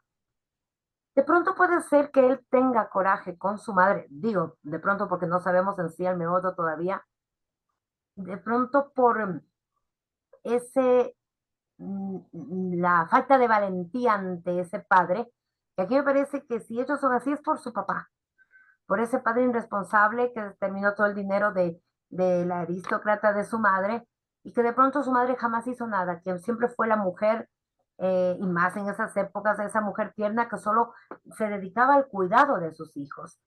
Y él vio de injusticias, a lo mejor las esté sin darse cuenta, emulando lo que fue su padre en su época, y él tiene ese coraje, o sea, ira con su madre, más no odio, sino esa ira de tú nunca hiciste nada. Y por eso la recuerda con mucho amor, porque creo que es una mamá que siempre solo estuvo para sus hijos, sin nunca levantar una queja contra su esposo o nunca quejarse sobre la parte de la masculinidad y la feminidad, creo yo. Y gracias, Tati. Es interesante porque justamente también podría ser una hipótesis, ¿no? De esta ira de Esteban por omisión de la madre, ¿no? Porque no hizo nada justamente. Y también la omisión es un modo de perpetuar una violencia, ¿no? Entonces, pero claro, estamos hablando de un contexto distinto, no es el nuestro, ciertamente, pero podemos nosotros encontrar ahí los indicios también. Y con lo que mencionas de Clara, aparte de todo esto que dices, ¿no? Esta Clara tan simpática que se volvía, también es una Clara del silencio, ojo, ¿no? Es una Clara que está en silencio, que está todo el tiempo receptiva, y no solamente que oye y permite que la madre, por ejemplo, le cuente su historia de lo que ella ha vivido, sino que ella va escribiendo todo eso. Entonces, es un nivel de atención hacia lo que Clara vive muy importante también, que yo creo que la hace empática, ¿no? ¿Quién no le gusta estar con una persona que le escuche a uno? Es muy bonito esa dimensión de Clara, ¿no? Así que bueno, Muy bien, se está poniendo interesante la novela. Vamos a terminar hasta acá. Muchísimas gracias por sus valiosos comentarios. Voy a cerrar los grupos y nos encontramos para la despedida en salas. Así que voy a cerrar ahorita y ya nos vemos por allá. Creo que ya podemos salir.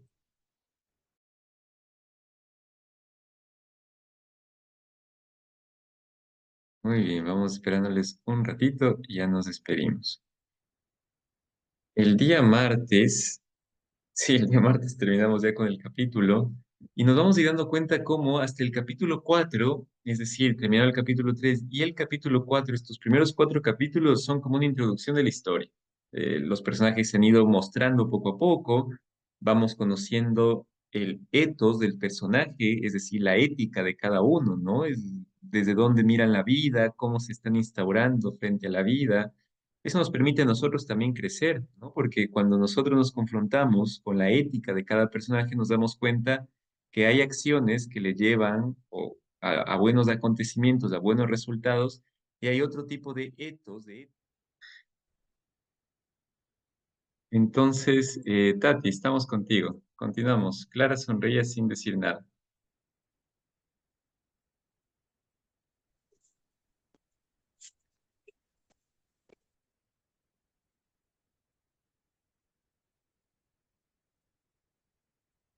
No, no te estamos escuchando, por si acaso, ¿ah?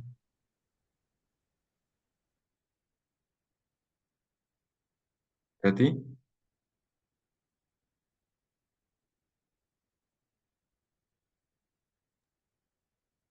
No sé si soy yo o no se le escucha bien, ¿no? No, no le escucho No, a Tati. ahorita no se lo escucho. Ujú. No, no se No, escucha. Sí, sí. no se escucha, no se escucha. Ya, no sé qué ha pasado. Quizás es problema de su micro.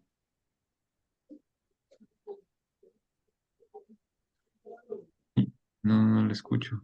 Bueno, no sé, Tati, no se escucha muy bien, así que bueno, bueno, si no, continúo, voy a leer esta vez yo. Así que ahí vamos, entonces.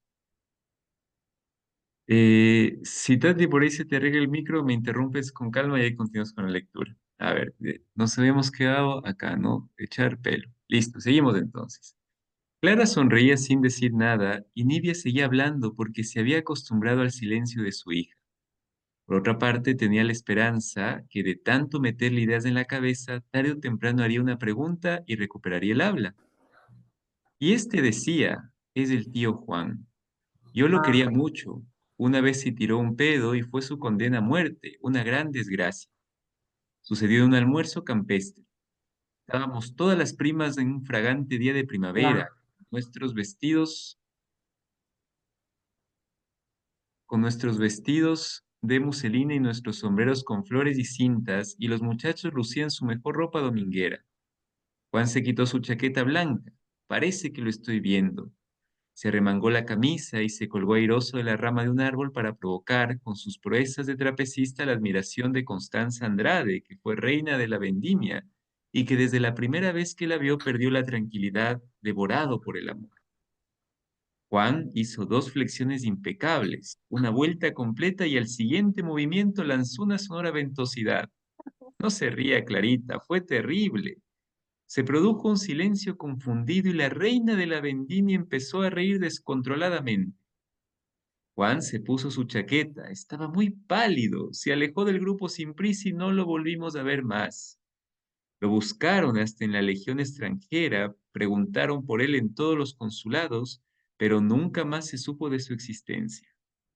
Yo creo que se metió a misionero y se fue a cuidar leprosos a la isla de Pascua, que es lo más lejos que se puede llegar para olvidar y para que lo olviden, porque queda fuera de las rutas de navegación y ni siquiera figura en los mapas de los holandeses. Desde entonces la gente lo recuerda como Juan del Pedo. Nibia llevaba a su hija a la ventana y le mostraba el tronco seco del álamo. Era un árbol enorme, decía. Lo hice cortar antes que naciera mi hijo mayor. Dicen que era tan alto que desde la punta se podía ver toda la ciudad, pero el único que llegó tan arriba no tenía ojos para verla. Cada hombre de la familia del Valle, cuando quiso ponerse pantalones largos, tuvo que treparlo para probar su valor. Era algo así como un rito de iniciación. El árbol estaba lleno de marcas. Yo misma pude comprobarlo cuando lo cortaron. Desde las primeras ramas intermedias, gruesas como chimeneas, ya se podían ver las marcas dejadas por los abuelos que hicieron su ascenso en su época. Por las iniciales grabadas en el tronco se sabía de los que habían subido más alto, de los más valientes y también de los que se habían detenido asustados. Un día le tocó a Jerónimo, el primo ciego. Subió tanteando la rama sin vacilar, porque no veía la altura y no presentía el vacío. Llegó a la cima, pero no pudo terminar la jota de su inicial porque se desprendió como una gárgola y se fue de cabeza al suelo, a los pies de su padre y sus hermanos. Tenía 15 años. Llevaron el cuerpo envuelto en una sábana a su madre. La pobre mujer los escupió a todos en la cara, les gritó insultos de marinero y maldijo a la raza de hombres que habían incitado a su hijo a subir al árbol hasta que se la llevaron las monjas de la caridad envuelta en una camisa de fuerza. Yo sabía que algún día mis hijos tendrían que continuar esa bárbara tradición. Por eso lo hice cortar. No quería que Luis y los otros niños crecieran con la sombra de ese patíbulo en la ventana. A veces, Clara acompañaba a su madre y a 2 o 3 de sus amigas sufragistas a visitar fábricas donde se subían en unos cajones para arengar a los obreros, a las obreras, mientras desde una prudente distancia los capataces y los patrones las observaban burlones y agresivos. A pesar de su corta edad y su completa ignorancia de las cosas del mundo, Clara podía percibir el absurdo de la situación y describía en sus cuadernos el contraste entre su madre y sus amigas, con abrigos de piel y botas de gamuza, hablando de opresión, de igualdad y de derechos, a un grupo triste y resignado de trabajadoras, con sus toscos delantales de dril y las manos rojas por los sabañones.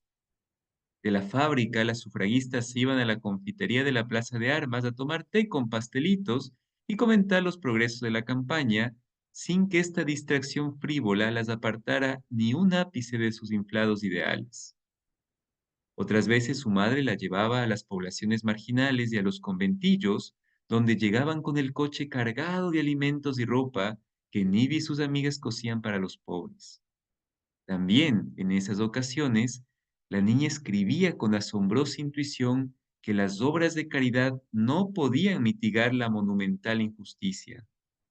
La relación con su madre era alegre e íntima y Nivia, a pesar de haber tenido 15 hijos, la trataba como si fuera la única, estableciendo un vínculo tan fuerte que se prolongó en las generaciones posteriores como una tradición familiar. La nana se había convertido en una mujer sin edad, que conservaba intacta la fortaleza de su juventud y podía andar a brincos por los rincones asustando la mudez, igual como podía pasar el día revolviendo con un palo la marmita de cobre en un fuego de infierno al centro del tercer patio, donde gorgoriteaba el dulce de membrillo, un líquido espeso de color del topacio que al enfriarse se convertía en moldes de todos tamaños que Nivia repartía entre sus pobres. Acostumbrada a vivir rodeada de niños, cuando los demás crecieron y se fueron, la nana volcó en Clara todas sus ternuras. Aunque la niña ya no tenía edad para eso, la bañaba como si fuera un crío, remojándole en la bañera esmaltada con agua perfumada de albahaca y jazmín. La frotaba con una esponja, la enjabonaba meticulosamente sin olvidar ningún resquicio de las orejas a los pies, la friccionaba con agua de colonia, la empolvaba con un hisopo de plumas de cisne y la cepillaba el pelo con infinita paciencia hasta dejárselo brillante y dócil como una planta de mar.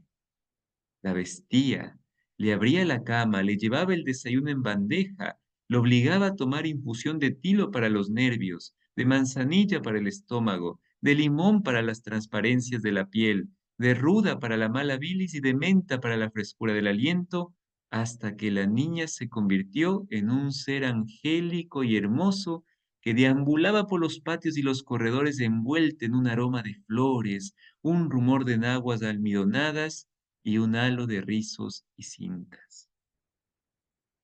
Clara pasó la infancia y entró en la juventud dentro de las paredes de su casa, en un mundo de historias asombrosas, de silencios tranquilos, donde el tiempo no se marcaba con relojes ni calendarios, y donde los objetos tenían vida propia, los aparecidos se sentaban en la mesa y hablaban con los humanos, el pasado y el futuro eran parte de la misma cosa, y la realidad del presente era un caleidoscopio de espejos desordenados donde todo podía ocurrir. Es una delicia para mí leer los cuadernos de esa época donde se describe un mundo mágico que se acabó. Clara habitaba un universo inventado para ella, protegida de las inclemencias de la vida, donde se confundían la verdad prosaica de las cosas materiales con la verdad tumultuosa de los sueños, donde no siempre funcionaban las leyes de la física o la lógica.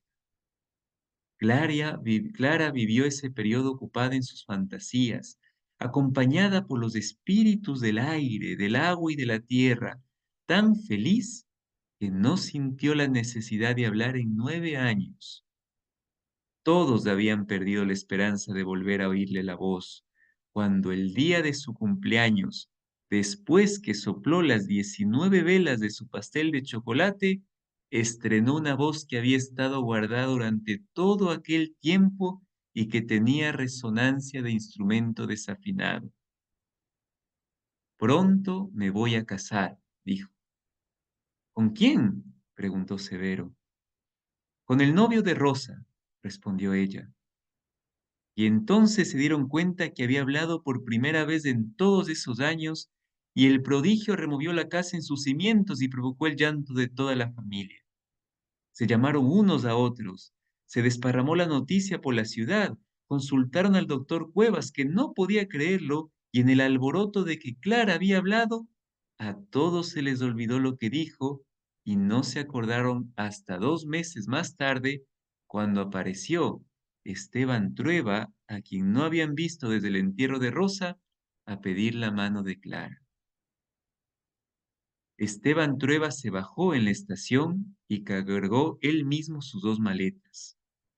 La cúpula de fierro que habían construido los ingleses imitando la estación Victoria en los tiempos en que tenían la concesión de los ferrocarriles nacionales, no había cambiado nada desde la última vez que estuvo allí años antes. Los mismos cristales sucios, los niños lustrabotas, las vendedoras de pan, de huevo y dulces criollos, y los cargadores con sus gorras oscuras con la insignia de la corona británica, que a nadie se le había ocurrido sustituir por otra con los colores de la bandera. Tomó un coche y le dio la dirección de la casa de su madre. La ciudad le pareció desconocida. Había un desorden de modernismo, un prodigio de mujeres mostrando las pantorrillas, de hombres con chaleco y pantalones con pliegues, un estropicio de obreros haciendo hoyos en el pavimento, quitando árboles para poner postes, quitando postes para poner edificios, quitando edificios para plantar árboles. Un estorbo de pregoneros ambulantes gritando las maravillas del afilador de cuchillos, del maní tostado, del muñequito que baila solo, sin alambre, sin hilos, compruébelo usted mismo, pásele la mano, un viento de basurales, de fritangas, de fábricas, de automóviles tropezando con los coches y los tranvías de tracción a sangre, como llamaban a los caballos viejos que tiraban la movilización colectiva, un resuello de muchedumbre, un rumor de carreras, de ir y venir con prisa, de impaciencia y horario fijo. Esteban se sintió oprimido. Odiaba esa ciudad mucho más de lo que recordaba. Evocó las alamedas del campo, el tiempo medido por las lluvias, la vasta soledad de sus potreros, la fresca quietud del río y de su casa silenciosa.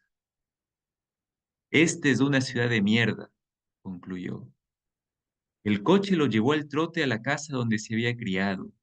Se estremeció al ver cómo se había deteriorado el barrio en esos años, desde que los ricos quisieron vivir más arriba que los demás y la ciudad creció hacia los faldeos de la cordillera. De la plaza donde jugaba de niño no quedaba nada. Era un sitio baldío lleno de carreteras del mercado estacionadas entre la basura, donde escarbaban los perros vagos. Su casa estaba devastada. Vio todos los signos del paso del tiempo. En la puerta vidriada, con motivos de pájaros exóticos en el cristal tallado, pasada de moda y desvencijada, había un llamador de bronce con la forma de una mano femenina sujetando una bola. Tocó y tuvo que esperar un tiempo que le pareció interminable hasta que la puerta se abrió con el tirón de una cuerda que iba del picaporte hasta la parte superior de la escalera. Su madre habitaba el segundo piso y alquilaba la planta baja una fábrica de botones. Esteban comenzó a subir los peldaños crujientes que no habían sido encerados en mucho tiempo. Una viejísima sirvienta cuya existencia había olvidado por completo, lo esperaba arriba y lo recibió con lacrimosas muestras de afecto, igual como lo recibía a los 15 años cuando volvía de la notaría donde se ganaba la vida copiando traspasos de propiedades y poderes de desconocidos. Nada había cambiado, ni siquiera la ubicación de los muebles, pero todo le pareció diferente a Esteban.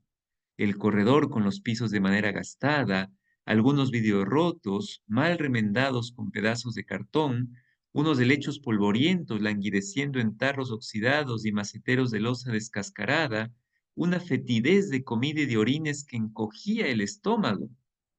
¡Qué pobreza!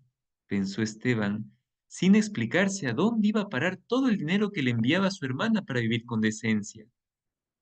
Pérula salió a recibirlo con una triste mueca de bienvenida. Había cambiado mucho. Ya no era la mujer opulenta que había dejado años atrás. Había adelgazado y la nariz parecía enorme en su rostro anguloso. Tenía un aire de melancolía y ofuscación, olor intenso a lavanda y ropa anticuada. Se abrazaron en silencio. ¿Cómo está mamá?, preguntó Esteban. Ven a verla, te espera, dijo ella. Pasaron por un corredor de cuartos comunicados entre sí, todos iguales, oscuros, de paredes mortuorias, techos altos y ventanas estrechas, con papeles murales de flores desteñidas y doncellas lánguidas, manchados por el hollín de los braseros y por la pátina del tiempo y la pobreza.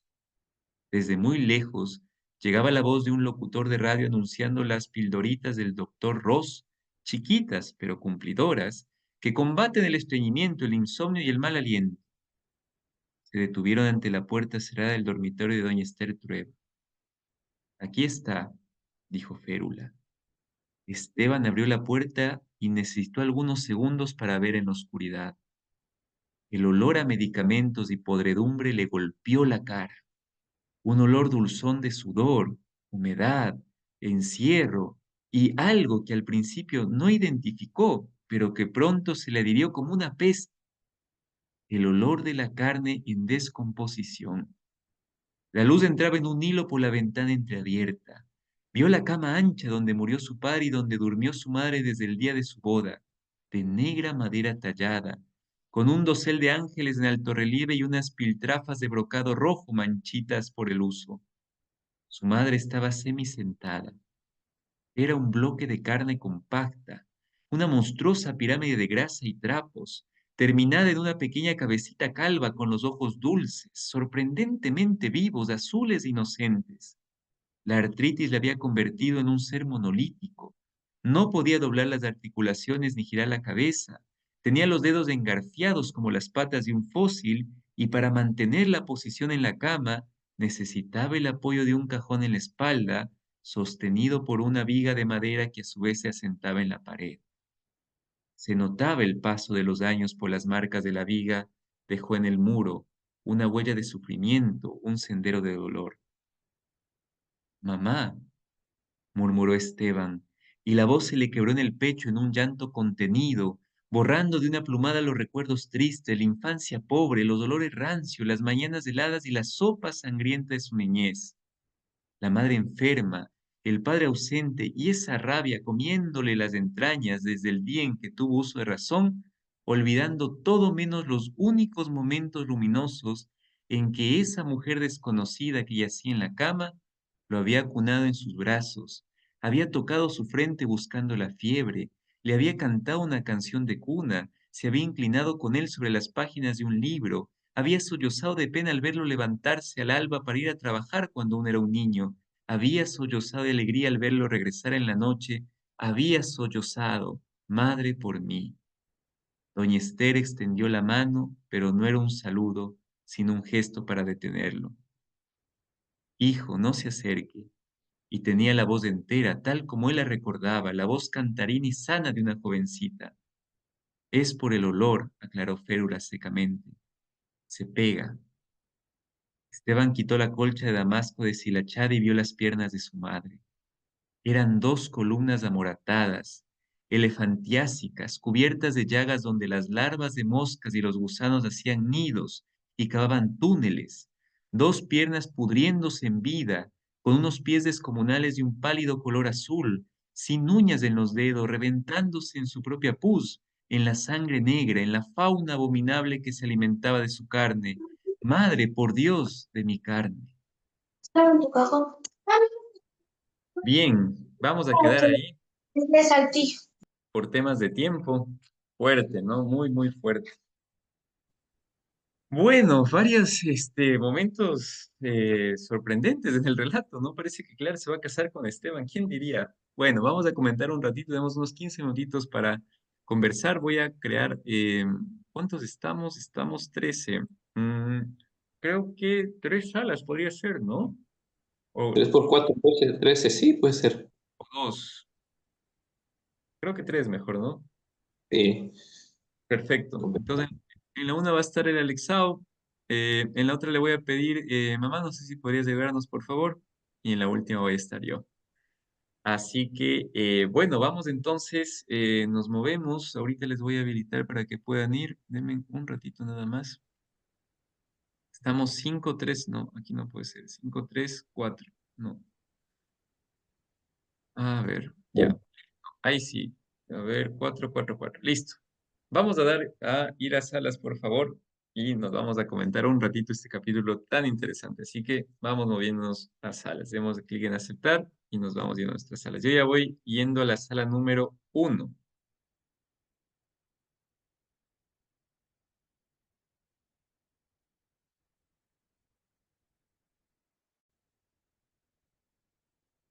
Muy bien.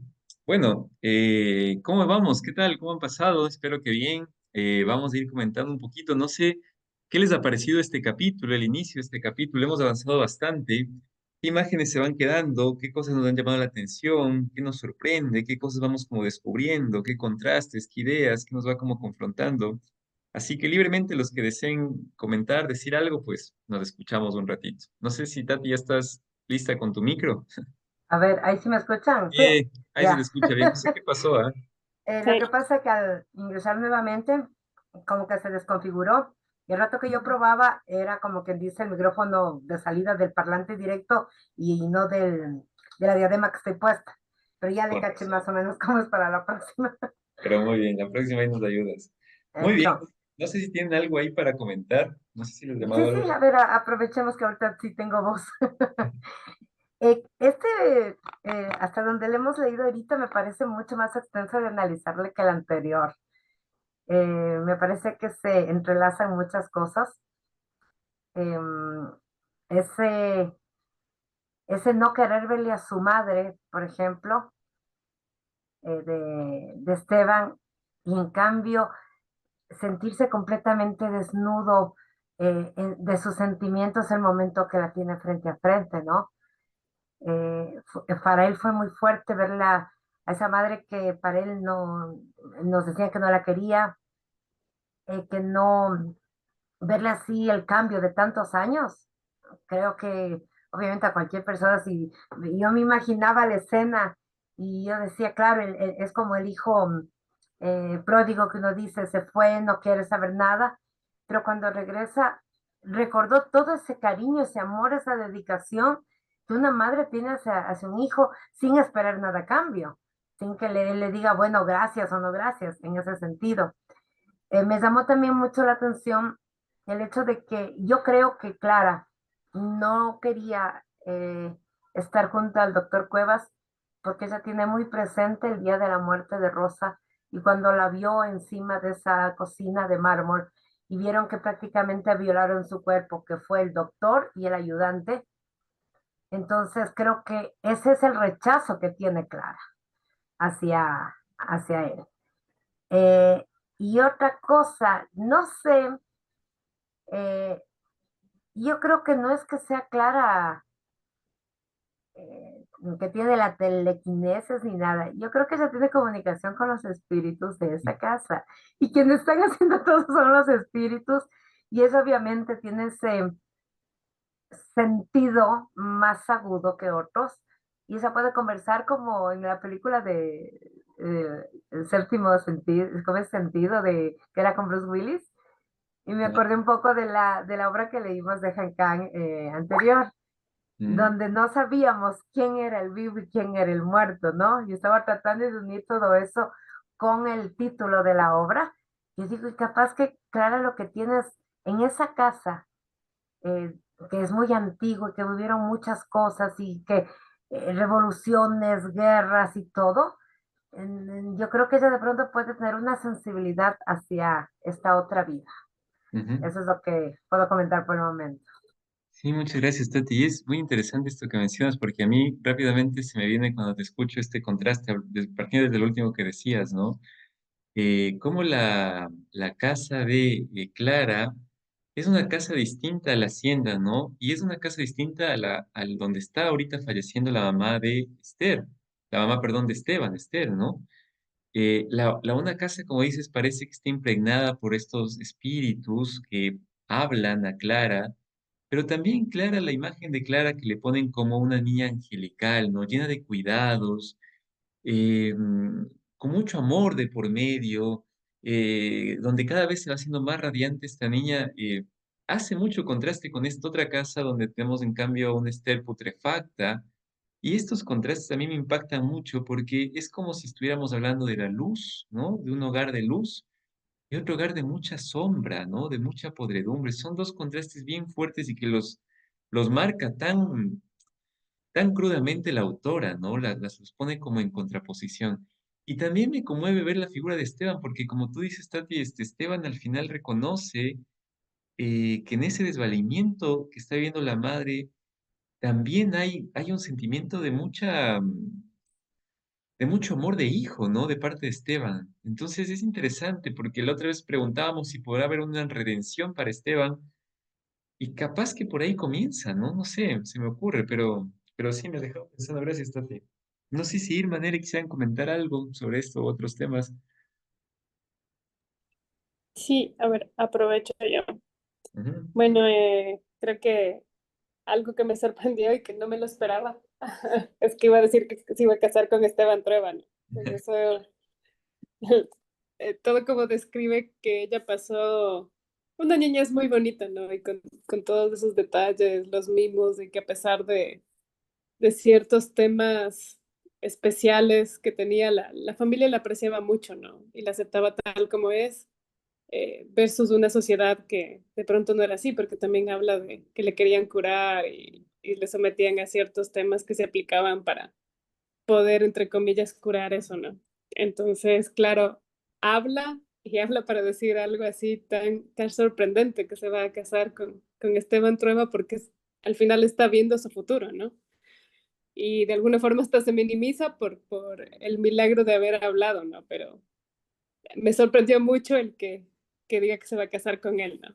Eso por un lado, y por el otro lado también sí me llega, bueno, la autora logra eso con todos los detalles que describe, ¿no? Te imaginas, hasta me venía a la memoria cuando hablaba de ese tema del olor a muerto, a carne podrida, perdón, de cuando entras a una casa vieja, o sea, se me regresa a la memoria todos esos olores que algún momento alguno de nosotros habrá sentido, ¿no? Y es impactante cómo describe cómo está la mamá, ¿no?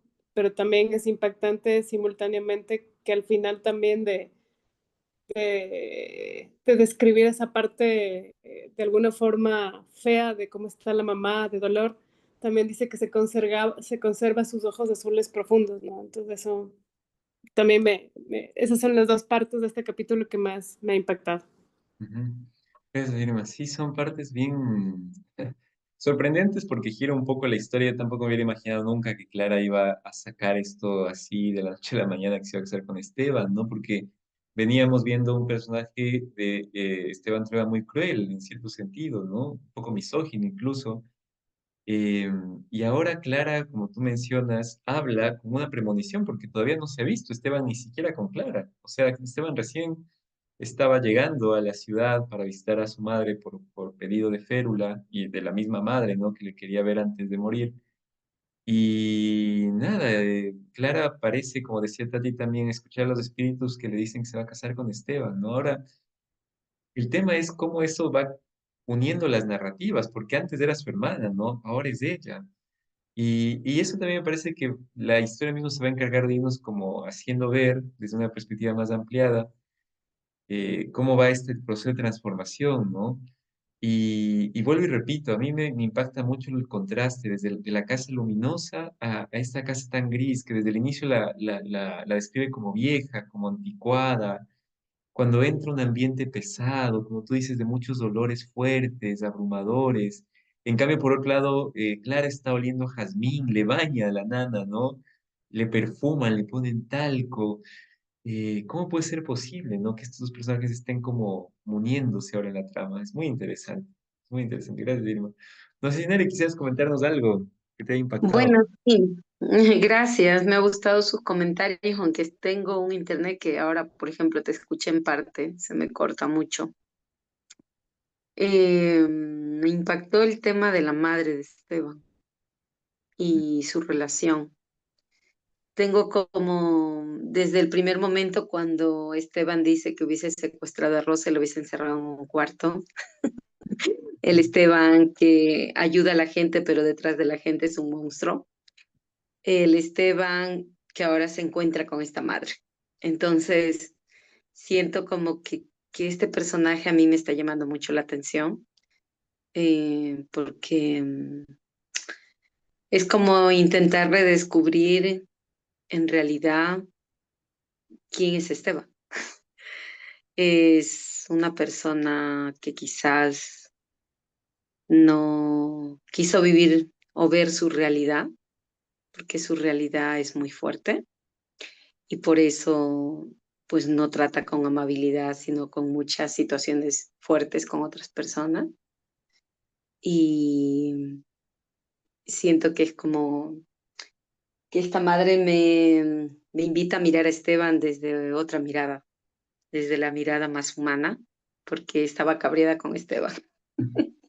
No me gustaba ese personaje, pero siento que todos los seres humanos, pues, nacemos bebés con sueños, con ilusiones, y de repente en cierto momento de la vida algo ocurre y nos transforma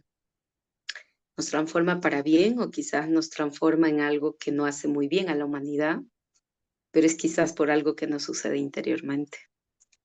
Y siento que en este capítulo, al reconocer este encuentro con la mamá, pues siento que quizás pues Esteban ha vivido cosas tan fuertes que no, que le cuesta y que por eso no sin justificar, ¿no? O sea, sino que ha hecho cosas tan horrorosas con otros porque quizás él no se ha conectado o se desconectó, ¿no? Entonces hace cosas que no son para bien y esto me ubica también en las situaciones de ahora, actuales, en la humanidad, cuando veo un mundo tan destrozado. Y digo, ¿por qué hay tanta gente que hace tanto mal? ¿Qué pasó? Si también era niño como yo, niña como yo, y está destrozando todo esto. Entonces me quedo así media interrogada. Eso, Ujú. gracias. Gracias, Nere. Qué valioso tu comentario, porque en realidad nos resitúa nuevamente a preguntarnos lo que hemos tratado como de ir desenvolviendo durante la trama de la lectura, y es la pregunta de por qué Esteban actúa como actúa, ¿no? O qué le llevó a actuar como es. Y claro, es un personaje, como tú decías, enigmático, en ciertos sentidos como el antagonista, incluso el análisis nos decía eso, no parece que se torne el antagonista de la novela. Pero ahora con el removerse al ver a la madre, yo creo que también a nosotros mismos nos remueve un poco la escena, ¿no? Porque si bien Esteban es un personaje que aparentemente es fuerte, es cruel, es rudo, no tiene muchos sentimientos, al ver ese estado de deterioro de su propia mamá, viene la ternura, ¿no? Aparece este sentimiento tan bonito que hay un filósofo que se llama Esteban Castoriadis que habla justamente sobre la cultura de la ternura, ¿no? Es decir, el tener la capacidad de compadecerse del otro, de sentir con el otro, de tener empatía. Y yo creo que Esteban experimenta en un momento determinado, ¿no? Quizá la redención, si podemos hablar de redención de Esteban, sea por momentos. Quizá tenga como chispas que van saliendo. Pero hubo una madre amorosa, ciertamente, ¿no? La misma relato nos lo dice. Es interesante la relación, yo creo que Esteban, ir viendo el recorrido que Esteban tiene con las mujeres en la historia es muy, muy importante porque con Férula es una cosa, con su madre es otra, porque Férula también está ahí. Eso es muy interesante. Tati.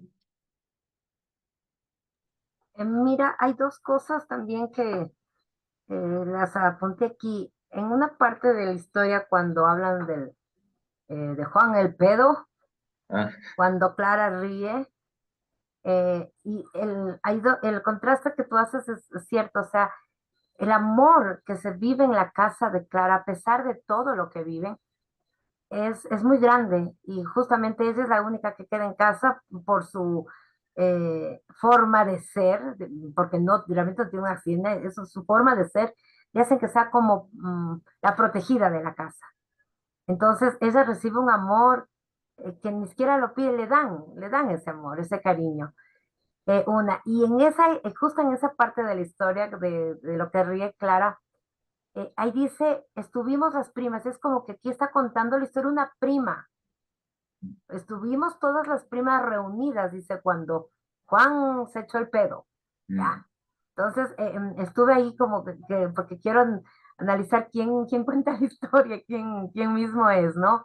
Y como cambian mucho de los personajes y es como esas novelas de tele que uno ve lo que recuerdan y luego regresa otra vez al presente y luego va al pasado, entonces sí es todo circular. Una. Otra que puede ser, en una parte dice que encontró a su madre en la misma cama donde murió su padre y donde ella empezó a morir el día de su boda, mm. ¿ya?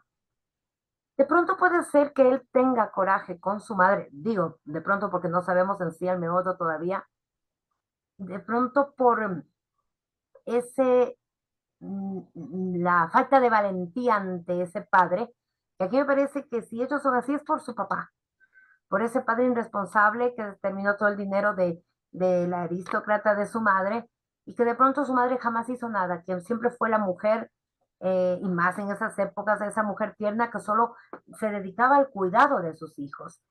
Y él vio de injusticias, a lo mejor las esté sin darse cuenta, emulando lo que fue su padre en su época, y él tiene ese coraje, o sea, ira con su madre, más no odio, sino esa ira de tú nunca hiciste nada. Y por eso la recuerda con mucho amor, porque creo que es una mamá que siempre solo estuvo para sus hijos, sin nunca levantar una queja contra su esposo o nunca quejarse sobre la parte de la masculinidad y la feminidad, creo yo. Y gracias, Tati. Es interesante porque justamente también podría ser una hipótesis, ¿no? De esta ira de Esteban por omisión de la madre, ¿no? Porque no hizo nada justamente. Y también la omisión es un modo de perpetuar una violencia, ¿no? Entonces, pero claro, estamos hablando de un contexto distinto, no es el nuestro, ciertamente, pero podemos nosotros encontrar ahí los indicios también. Y con lo que mencionas de Clara, aparte de todo esto que dices, ¿no? Esta Clara tan simpática que se volvía, también es una Clara del silencio, ojo, ¿no? Es una Clara que está en silencio, que está todo el tiempo receptiva. Y no solamente que oye y permite que la madre, por ejemplo, le cuente su historia de lo que ella ha vivido, sino que ella va escribiendo todo eso. Entonces, es un nivel de atención hacia lo que Clara vive muy importante también, que yo creo que la hace empática, ¿no? ¿Quién no le gusta estar con una persona que le escucha a uno? Es muy bonito esa dimensión de Clara, ¿no? Así que bueno, muy bien, se está poniendo interesante la novela, vamos a terminar hasta acá. Muchísimas gracias por sus valiosos comentarios. Voy a cerrar los grupos y nos encontramos para la despedida en salas. Así que voy a cerrar ahorita y ya nos vemos por allá. Creo que ya podemos salir.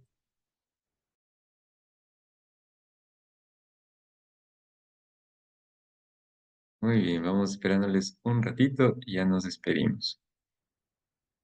El día martes, sí, el día martes terminamos ya con el capítulo y nos vamos a ir dando cuenta cómo hasta el capítulo 4, es decir, terminado el capítulo 3 y el capítulo 4, estos primeros 4 capítulos son como una introducción de la historia.